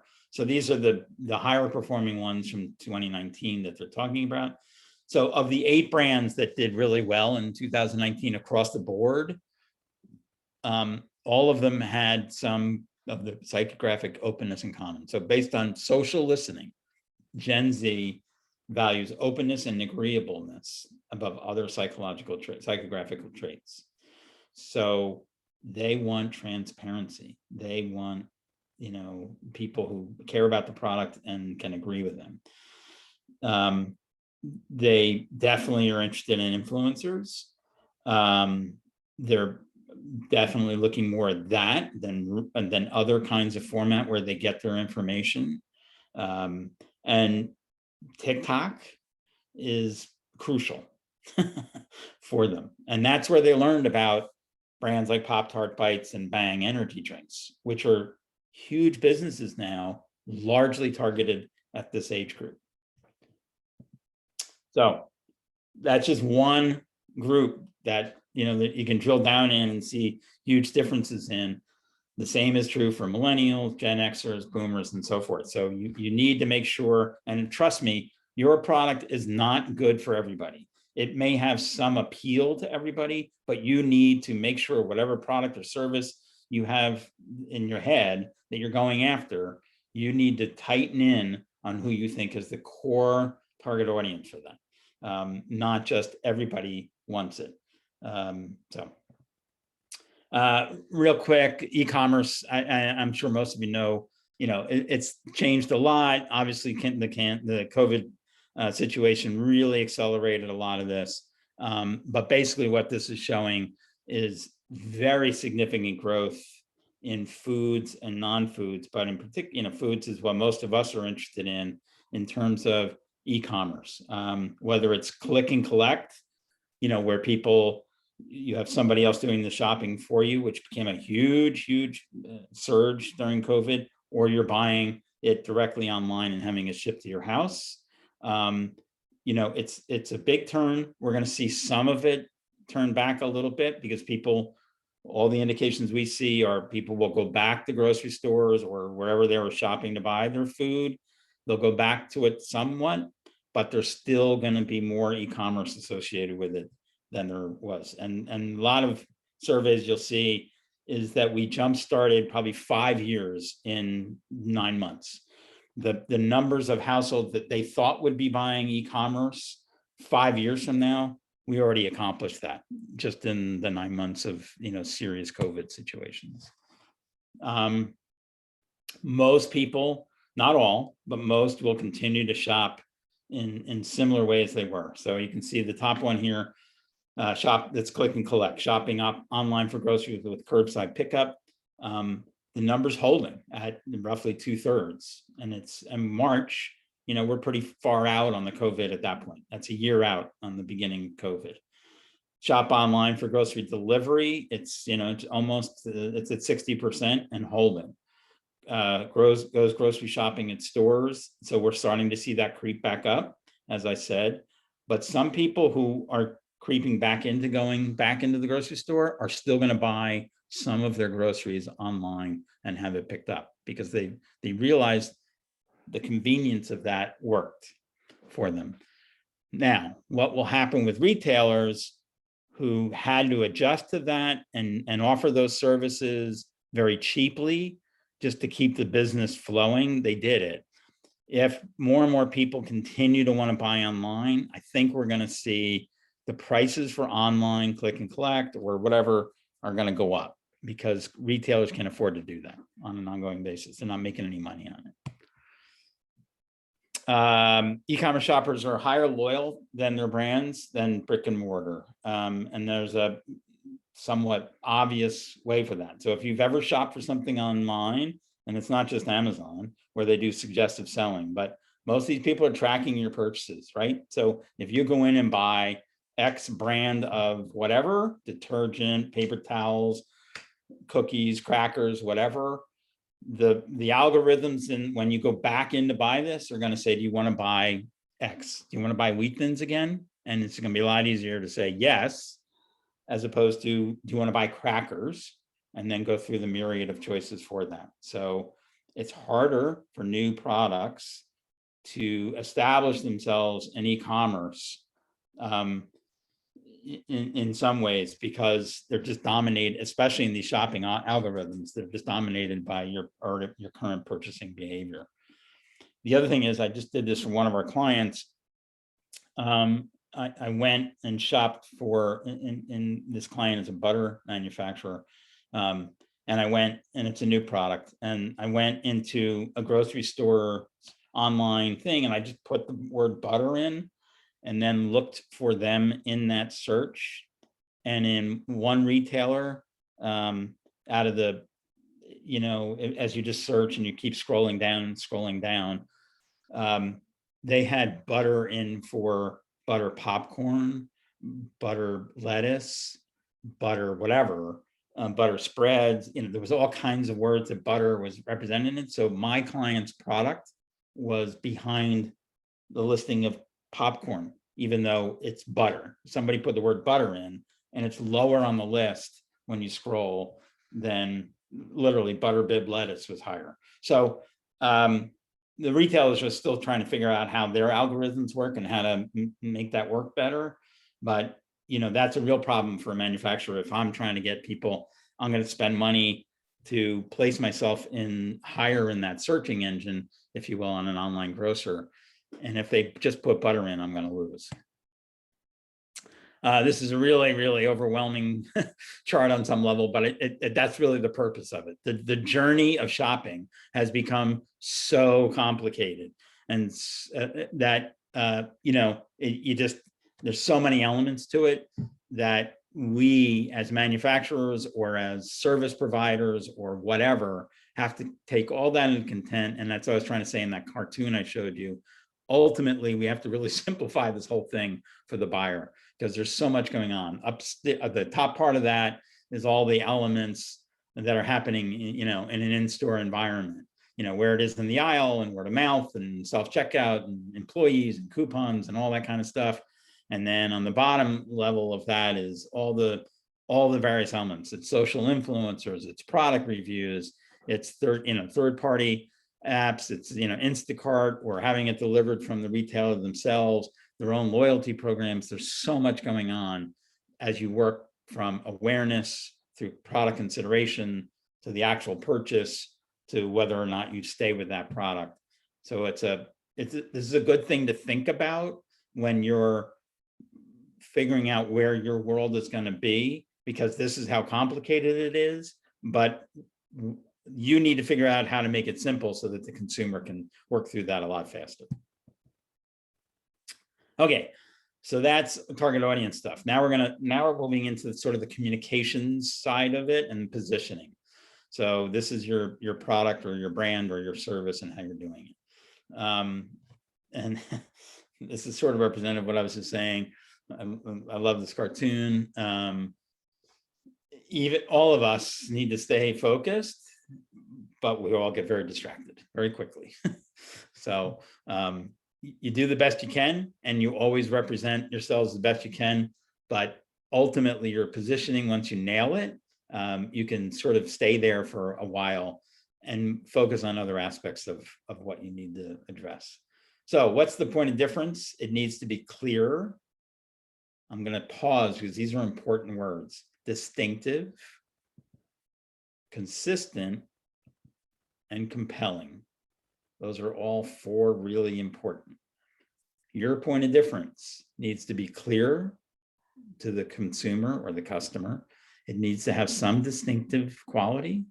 You need to be very consistent in communicating that and delivering against it. And it needs to have some oomph to it. Not only can it be distinctive, but it's got, by compelling, it's what we were talking about earlier. It has to meet a need. It has to solve a problem. It has to address something, whether it's a practical or emotional element that's important to me. Because I can be distinctive, but not important or not compelling. So positioning, what's the point? Create an identity in the minds of your audience. Clearly state how you solve the problem.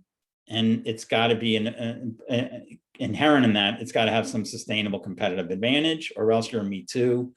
And whatever you do, don't promise something you can't or don't want to deliver on. So what are the elements of a positioning statement? who's the target audience? What's the competitive framework? That, what category are you in? What are people doing? And what's the promise or the benefit that you're offering? And what's your support for that? So again, who is it that you're talking to?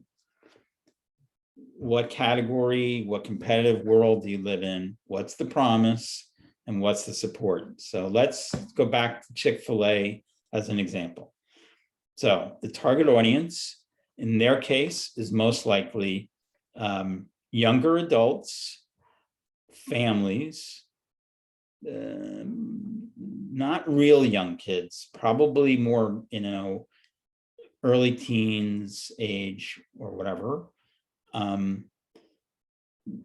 That's who you're going after. And there are people that are looking to save some time, but have a decent meal, a little bit on the healthier side, something that satisfies everybody. It's tasty, all of that. That's who your target audience is. What's the competitive framework? Well, you're up against all the other quick service restaurants. You're up against places like Wawa, who now offer, dinners to go or lunches. You can go up and order that stuff. Now they have a dinner menu. You're up against the Paneras of the world. You're up against, anybody that's a relatively quick meal. Because that, ultimately, the reason you're going to one of these places is that it's saving you time and to some degree saving you money. What's the promise or benefit offered? Okay, so they're all about their chicken, right? It's chicken, chicken, chicken. And they talk about different benefits of it and their, recipes and all that. And what's their support for that promise or benefit? And they support that with, some of the ingredients that they use and the way they bread it. Their iced tea, lemonade, or they're made from scratch. They're not just a mix. So there's some value offered that way. And then the other component is what we talked about before, is that experience of going to a Chick-fil-A, whether you eat in the restaurant or you take it to go, it's going to be more enjoyable because the people serving it to you are going to be nicer to you and make you feel okay. And then the actual product's going to be pretty good. It's going to be better than, potentially a greasy burger from a classic fast food place. But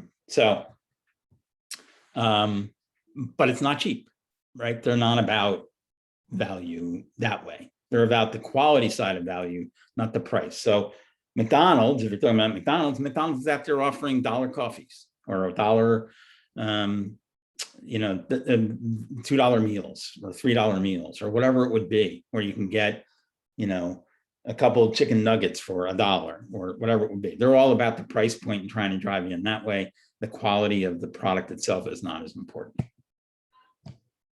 Again, it's the distinct identity that you seek to achieve for your brand from a defined target audience. So you really need to understand how the consumer or the prospective customer sees your product in relation to other products. It can't be the same. It needs to be different. And what you think is different about it may not be what the consumer sees as different about it. I talk to my clients about this all the time. We want the consumer to interact with your product and tell us what they like about it, not tell them what we like about it. That's not as important. So, you can get some of the best intelligence out of people that try your product or your service, and then that helps refine where you are. It may be exactly what you think you want to promise. That's great.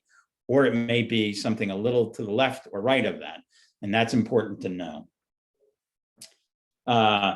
It's where consumers think about it, not objectively what you think about it or anybody else. And back to the clear, distinctive, and desirable place. That's where you want to be. It will, the whole point is to lead consumers to perceive the brand as having this distinct image. So this is a format, very simple format for the way you develop a positioning statement.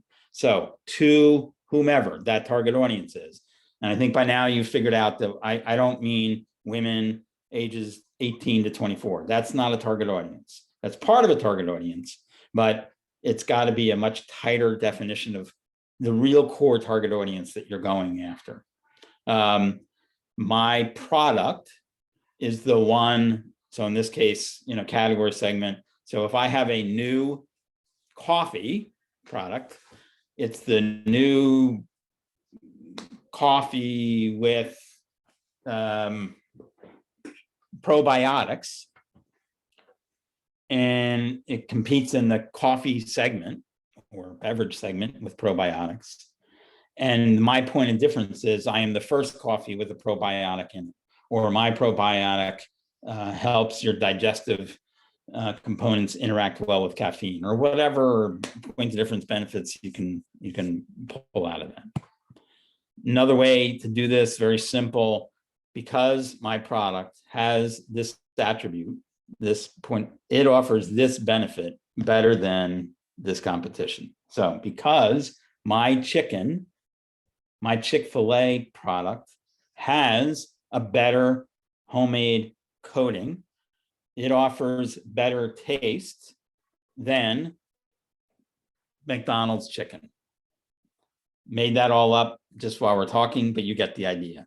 That's the difference. Because my Starbucks caramel macchiato has fuller taste, better texture, a full, enjoyable experience, and really makes you feel like you're special. It's better than Starbucks. I mean, it's better than McDonald's, or it's better than Wawa's coffee, or better whatever. I mean, Starbucks is offering the benefit that they're offering. Some of it's taste, without a doubt. Some of it is that emotional experience. Again, not to sound crazy, but if I'm taking my daughters to school and they beg me to stop at Starbucks in the morning on the way, they want to get some convoluted coffee product, may not even have any coffee in it, that's just got a whole bunch of taste, caramel, all that stuff in it, because they want the cup as much as anything else, right? They believe that Starbucks product is better. They think it tastes better, but it's a status thing. They want their friends to see that they got a Starbucks. They want to take a picture with their phone and say, here's what I stopped on the way into school this morning, and this is what I got. And it's this luscious thing with whipped cream on it, or whatever the heck it is. That's an emotional benefit. Some of it is taste, so that's a practical, rational benefit. But it's a different mix. It's a different reason that they're interested in that product. It's just another format, same kind of idea. The reason I'm showing it to you this way is it's important for you to get it down to basically a sentence. And it's got to be well thought out, because it's got to have all of those elements in it that we're talking about. It's got to be differentiated. It's got to be compelling. It's got to identify your target audience. And so this is not an easy exercise. I work with clients. I'll do this for a half-day seminar with a team of 8 or 9 people, and we'll all be on a whiteboard. It'll take half a day to get this done with a client easily, because everybody's got a different idea and nobody wants to fine tune it. You have to really hunker down and explain who it is we want to go after, what makes us different, and all that. So it's just not that obvious 99% of the time. It's like when you've heard about elevator speeches. I have this problem with my company. The goal is to get it down to a 30-second elevator speech, right? So if you're riding the elevator and somebody says, what do you do? I want to be able to tell them what I do in 30 seconds and get over it, and make it interesting enough that they go, oh, that's kind of cool. I'm not necessarily looking for a client in an elevator, but you want to make sure they understand what's going on. My problem early on with my company was we were offering all things to all people. And it was true. We could do anything on the marketing front for any client. If you hired us, we'd get it done. Absolutely factually true. Just not easy to say in an elevator speech. So if you just said, look, anything you want done if I'm riding an elevator with somebody, anything you want done on the marketing front, we can do it. That sounds like, you know what? So we needed to do a better job of focusing on really who it is we wanted to go after, more specifically what we wanted to do, and what our points of difference were, what differentiated us. So here's a real world example. To the person cleaning up a spill, Bounty is the paper towel that is the most absorbent. So that's Bounty's, extrapolated, that's Bounty's positioning. It's true. Whoever the person cleaning up the spill is, this is my product. It is a paper towel. It's not a washcloth. It's not a sponge. It's not a whatever. It's a paper towel. So all that means it's disposable and so forth. And it's the most absorbent. So I hang my hat on most absorbent. These are examples for one of the clients. This is not the client's real name, but these are different ways that we were working, as I said, in one of these sessions that took the better part of a day to get there. So to regional distributors and higher end retailers, Sunny Fine Foods offers superior tasting prepared deli foods for your customers that start with top quality ingredients and are customized to meet specific customer needs. So I've explained who my audience is, what I offer, superior tasted prepared deli foods, what a point of difference is. I have my ingredients are better than others, and I can customize my recipe for whatever your need is. That's a taste focused positioning. That was one way we could test it and go. Another was same company. Let's go after customer service instead. So the same regional distributors, Sunny Fine Foods offers unwavering customer service because we exceed government standards for quality and your expectations for responsiveness and accessibility. So same company, different positioning, not totally, but we're now talking about the experience of working with them rather than the ingredients and the customization of recipes. Then, as typically happens, you try and combine them into one if that's important to you. So we're the best prepared deli foods partner because we deliver on your customers' needs for taste and specialty products while supporting you with responsive, accessible customer service. So that was our point of difference. So, that's three examples, same company, same thing of how you can do different positioning. Inherent in all of that is you have to make sure you can deliver against the claims you're making. So how do we say that we have better taste? We used all natural ingredients. We have these customized recipes. Many of them were homemade. They were small batch, so we didn't, use lots and lots of different ingredients. Important for the distributors was that the product had a good shelf life. We weren't using anything bad in it. We had people on staff that made sure that it was a good product. And then we had a sealing process that really helped keep it fresh and obviously extend the shelf life. That's how part of it did. So those are all supportive points as to why we could deliver against that. So that's positioning in a nutshell that way. This is a technique or a couple of techniques to help you do the positioning work when you're doing that. So again, I've said it 1,000 times at this point, it must be consumer or customer driven. It's got to have a conceptual framework that understands the customer, understand the knowledge that goes with that category information, requires a research framework for uncovering what's important, and then translating it into what the consumer motives are. I will tell you, I say this all the time, and I'll say it in future sessions. I strongly encourage you to go do consumer research about whatever your plans are, whatever your product is currently, or service is, or what products you have in mind, or whatever you're thinking. Go do some consumer research with it. It can be man in the street interviews. It can be friends and family. It shouldn't be just family, because family may not be as honest with you as outside people are, but going and talking to real people about your particular offering and getting that feedback is really, really helpful, really helpful. The story that I tell often about this is, and this is how George and I met each other decades ago. George worked at Tasty Cake in the marketing and sales function, and my agency was doing the marketing and advertising for Tasty Cake. not the one I run now. This was an agency I worked at in Philadelphia. And I didn't personally work on the Tasty Cake business. We had another team that was doing that work and had done the work for about 5 years. And as often happens in that business, after about 5 years, or after a number of years, it does something magic about 5, maybe you get new leadership in the company or whatever, and they say, you know what, this agency's been doing a pretty good job, but I'd like to get some other ideas. So they, even though things are going well, you have a good relationship, business is going well, you're seeing increases in volume, it doesn't matter. At some point, somebody's going to say, let's entertain other agencies. So and they include the current agency often in that process and say, we're going to talk to a number of people as well as you. We're looking for some new ideas. So what we did is we let the team that was already working on that continue to manage what was working on, and we put a whole different team on it to try and come up with new ideas that had not worked on Tasty Cake at all. And these were marketing people, they were creative people, copywriters, art, whatever. So I led the team, and I was not from the Philadelphia area, so I had no real connection to Tasty Cake.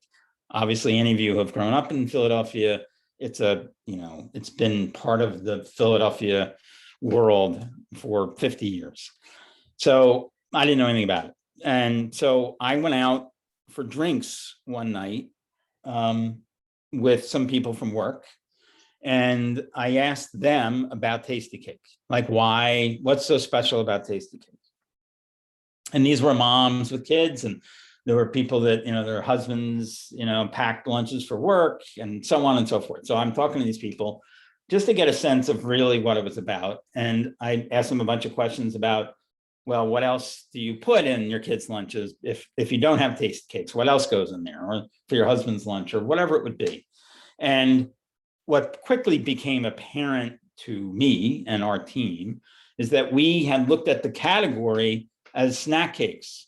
We were saying that Tasty Cakes are better than Little Debbie's, or better than Drake's, or better than Yodel, whatever, because, and fill in the blank. In that case, it was, using natural ingredients. But the reality of the world was, it wasn't just snack cakes that people were, they were putting all kinds of things as substitutions for that product. So our competitive marketplace wasn't just other snack cakes. It was lots of other stuff. It was cookies, it was fruit, it was granola bars, it was all kinds of things that could be individually packaged or whatever and put in with their lunch or wherever it would be. So we went into the meeting and said, the world is not snack cakes. And we literally wheeled in a shopping grocery cart filled with all of the other products that consumers would consider part of that competitive set.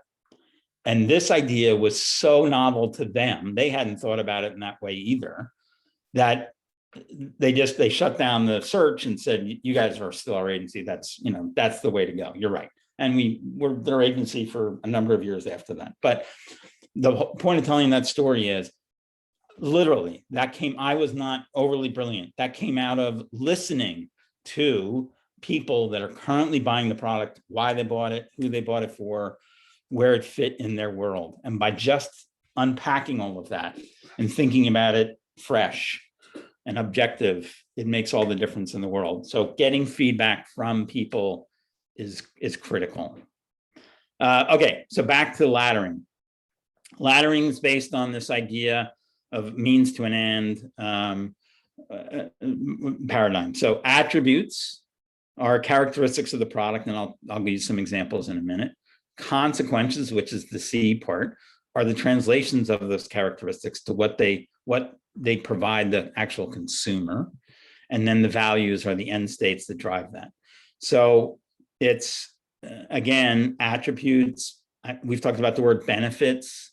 Consequences are basically benefits, whether it's a practical or an emotional. And the values are that higher end value that we've talked about that you tap into. So, and then the means are those connections. So how that product delivers against those ends. So again, the product leads over to the attributes. So the product is convenient, it's single serve, it's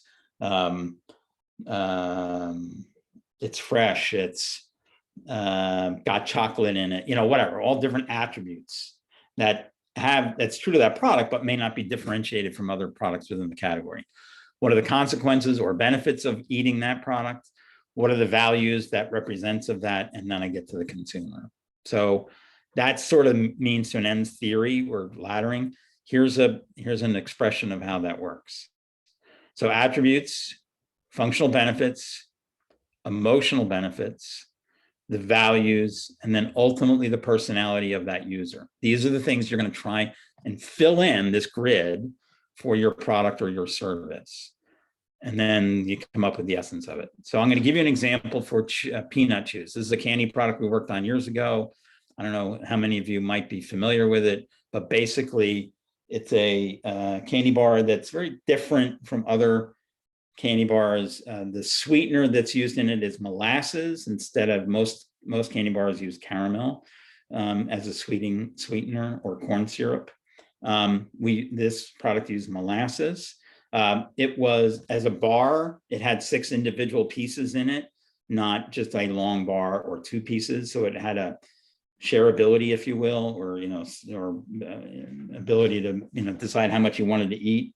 And then obviously it had real peanuts in it, so it was a very peanutty kind of product. And the texture of it was really different. It was very hard, very chewy, and that part of that was the molasses. So it wasn't, the mouthfeel of the candy bar was very different. So it was distinctive in its own way, good or bad. So the attributes that we focused on, there were bite-sized pieces. There were different pack sizes. We sold it in 6s and 12s and whatever. It had real fresh roasted peanuts that we roasted on site at the factory. There was a proven formula that had been around 100 years. The candy was an old candy. It was very chewy. Because it was chewy, it lasted long, and it had an interesting taste of sweet and savory. So the functional benefits of those attributes, there was portion control because it was bite-sized. You could decide whether you wanted to share it with other people or you wanted to keep some for later or whatever.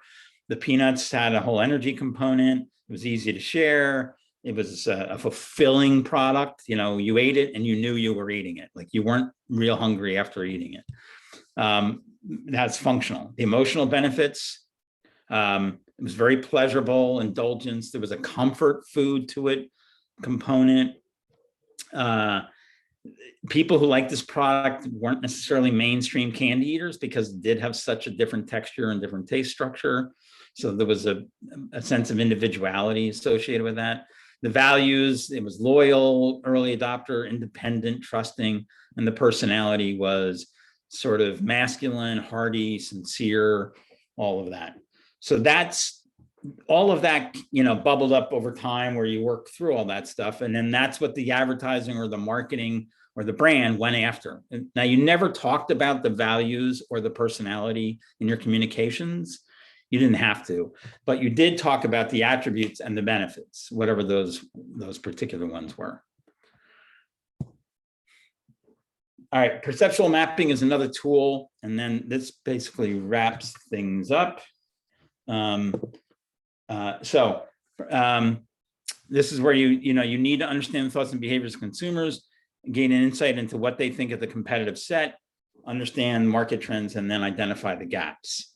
So this is an important element to do. You can do it on your own. Again, you get some feedback from people in your world, friends, family, or you can go talk to consumers about it. But basically mapping is it's 2 dimensions at a time, but you can do 2 dimensions comparing different dimensions, different attributes or benefits. So in one example is quality versus price. This is sort of a classic one, how good the quality is versus how much the cost is. Or you can do one on taste. It's the trade-off between taste and that healthy stuff, which is really important in today's marketplace. More and more consumers are interested in the nutritious, healthy side of our food rather than it just tastes good.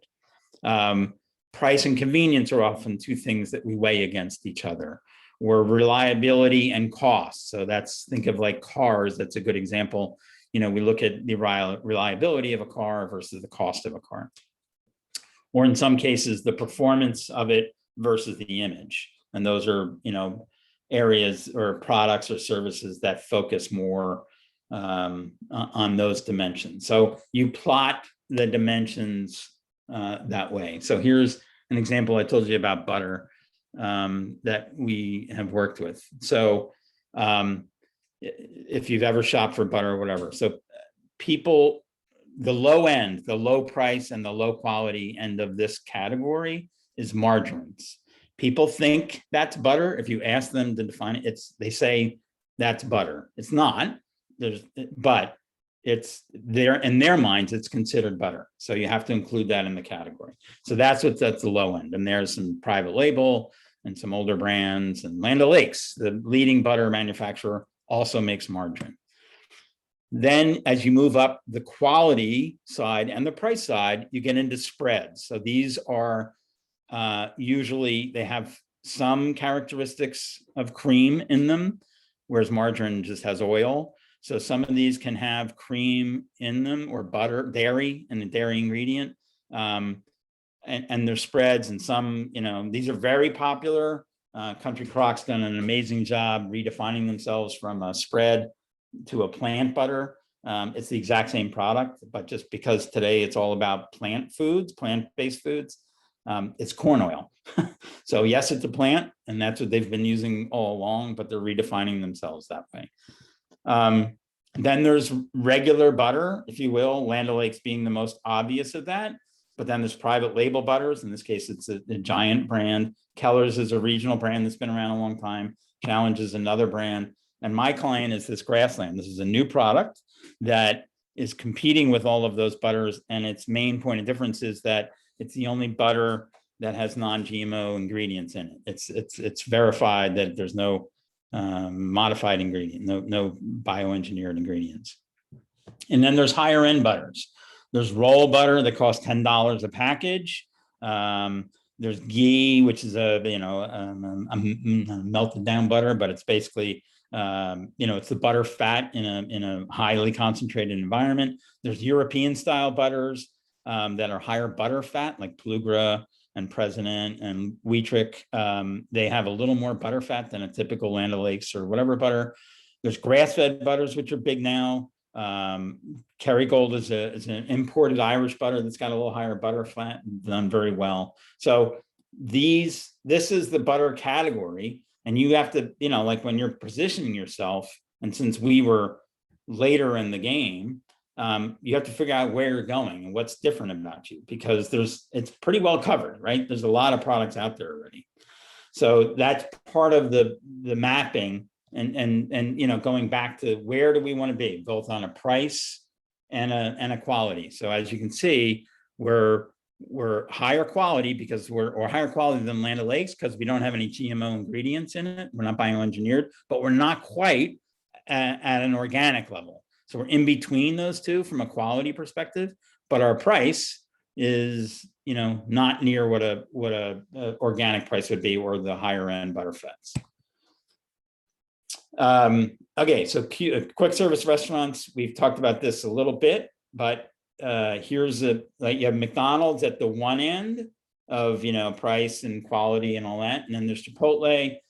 Roy Rogers was a client of ours. Chick-fil-A, Panera Bread, and Olive Garden, right? So these are all dining options. Our client, Roy Rogers, was trying to position themselves, or did position themselves, at both ends of this. And one of the lessons we learned is it depends on where you are in economically. So if I go back up for a second. So if I go into Baltimore suburbs or Washington, D.C. bedroom community suburbs, Roy Rogers is a fast food restaurant similar to Chick-fil-A, Chipotle, McDonald's. It's got a nice menu. You can get in and out for, under $10 for lunch or whatever. It's got, burgers if you want burgers. It's got chicken, and then it's got roast beef sandwiches, which is one of the differences. But basically, it's got drive-through. You can sit inside, but it's, standard tables that you would see in a McDonald's or a Chipotle or whatever. So when we were doing the research, when they were hired us to do the research about understanding who they are and what the positioning was, we went into a bunch of restaurants and markets where they were. So these suburban communities in and around like DC, like I talked about, where the income levels were, pretty decent, middle and upper middle income. And then they had some stores out in Western Maryland where the income levels were much lower than what they were in the other areas. And when we talked to those people, when we sat in the restaurant and talked to the people going to the Roy Rogers in Western Maryland, they considered it going out to dinner on Saturday night. It was a special treat. It was something that they wouldn't normally do. They certainly didn't go regularly for lunch, a couple times a month or whatever. It was an event. It was much more towards an Olive Garden kind of experience for them than it was at the lower end. So it's important to know who you're communicating with and who that target audience is, because telling somebody in a bedroom community where they're doing a quick, soccer mom kind of drive in, drive out dinner is different than trying to communicate to people who are lower income and are looking for a special treat. Same product, same service, same offering, same brand, two very different target audiences, and both were successful.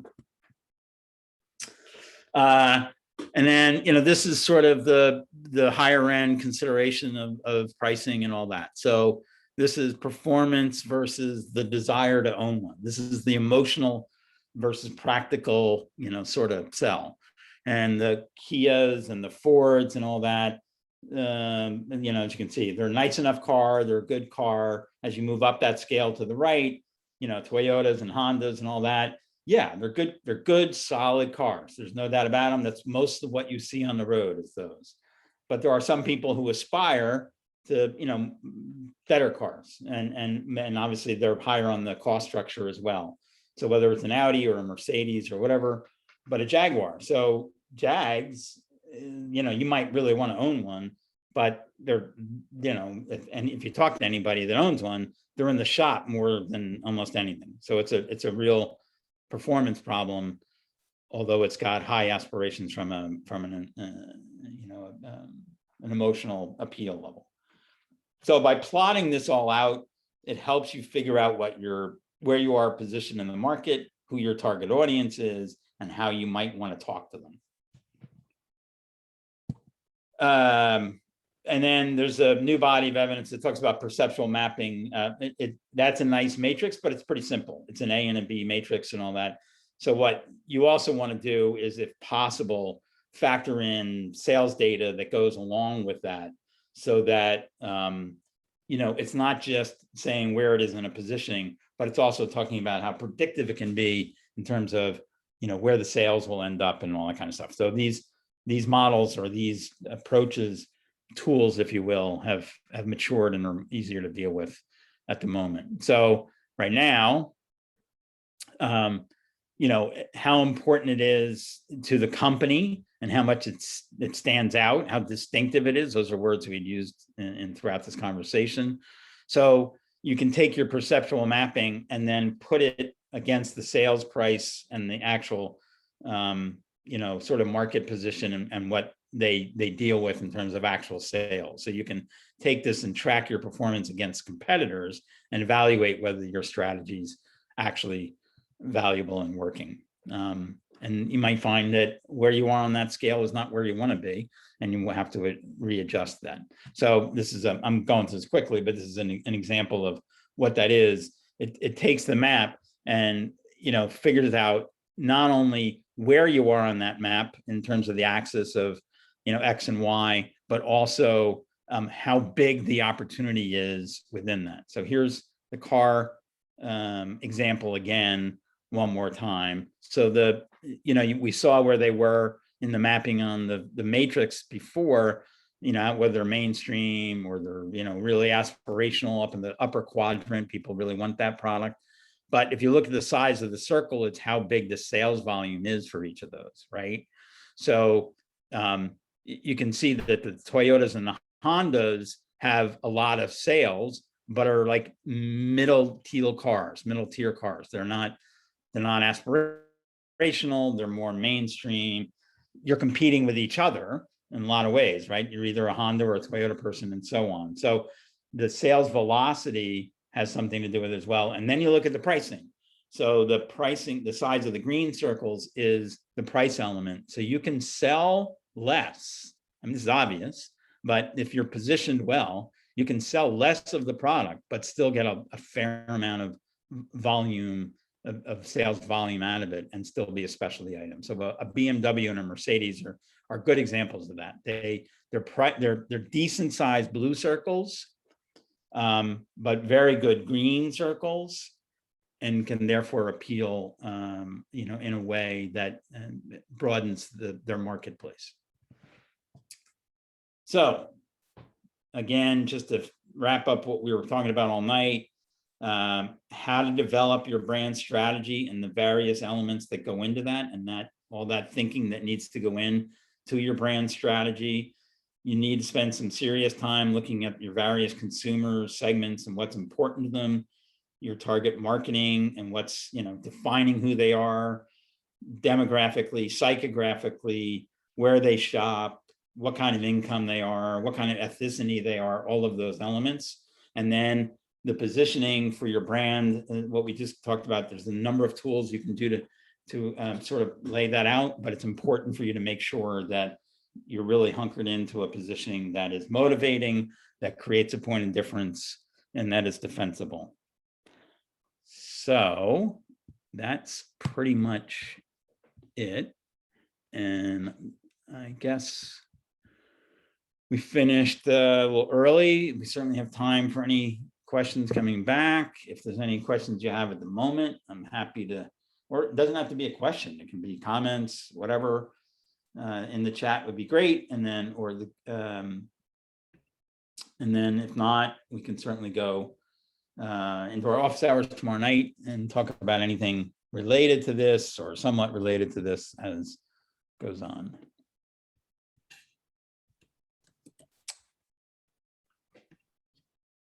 So any thoughts, comments,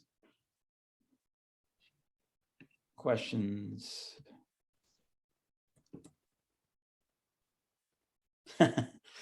Yeah, don't let it overwhelm you. I mean, you don't, I saw Stacy's comment. Even doing some of this will be beneficial to, tightening up. And you can do some of it over time. I don't know where you are on your, your journey of putting this together, but you don't have to be so tight on all of it that it handcuffs you. I don't want to do that. You got to keep rolling and you have to act quickly. But one of the most important things you can do is to, really challenge yourself and listening to other people, because many of us get caught up in our idea and we know it's a good idea. We get very passionate about that idea. The people around us who we expose the idea to are very supportive and say, holy crap, that's really great. That tastes great, or that's a really good idea, whatever. And before you get too far down the road, you need to make sure you're broadening it out a little bit to talk to other people and make sure you've got as much feedback as you can, because it'll make you that much more successful as you go through. Thank you so much, Mark. I have also posted a link in the chat. Please fill in the survey, because it is required by our funders, the Small Business Administration, so that we can provide no-cost webinars. I have also posted a link to a resource page where you can see all our upcoming webinars. Do check it out and register for events that you like. I see a lot of people saying that this was very helpful. Yep. Thank you for listening, folks. And I'm glad you found it somewhat beneficial, and I wish you much success. And please come back to the other seminars as well. We will go into more detail on some of these elements, but importantly, we'll cover a lot of different topics that I think you'll find really valuable in your pursuit. Thank you so much for joining. Thank you, Mark. Thank you, everybody. Have a good night.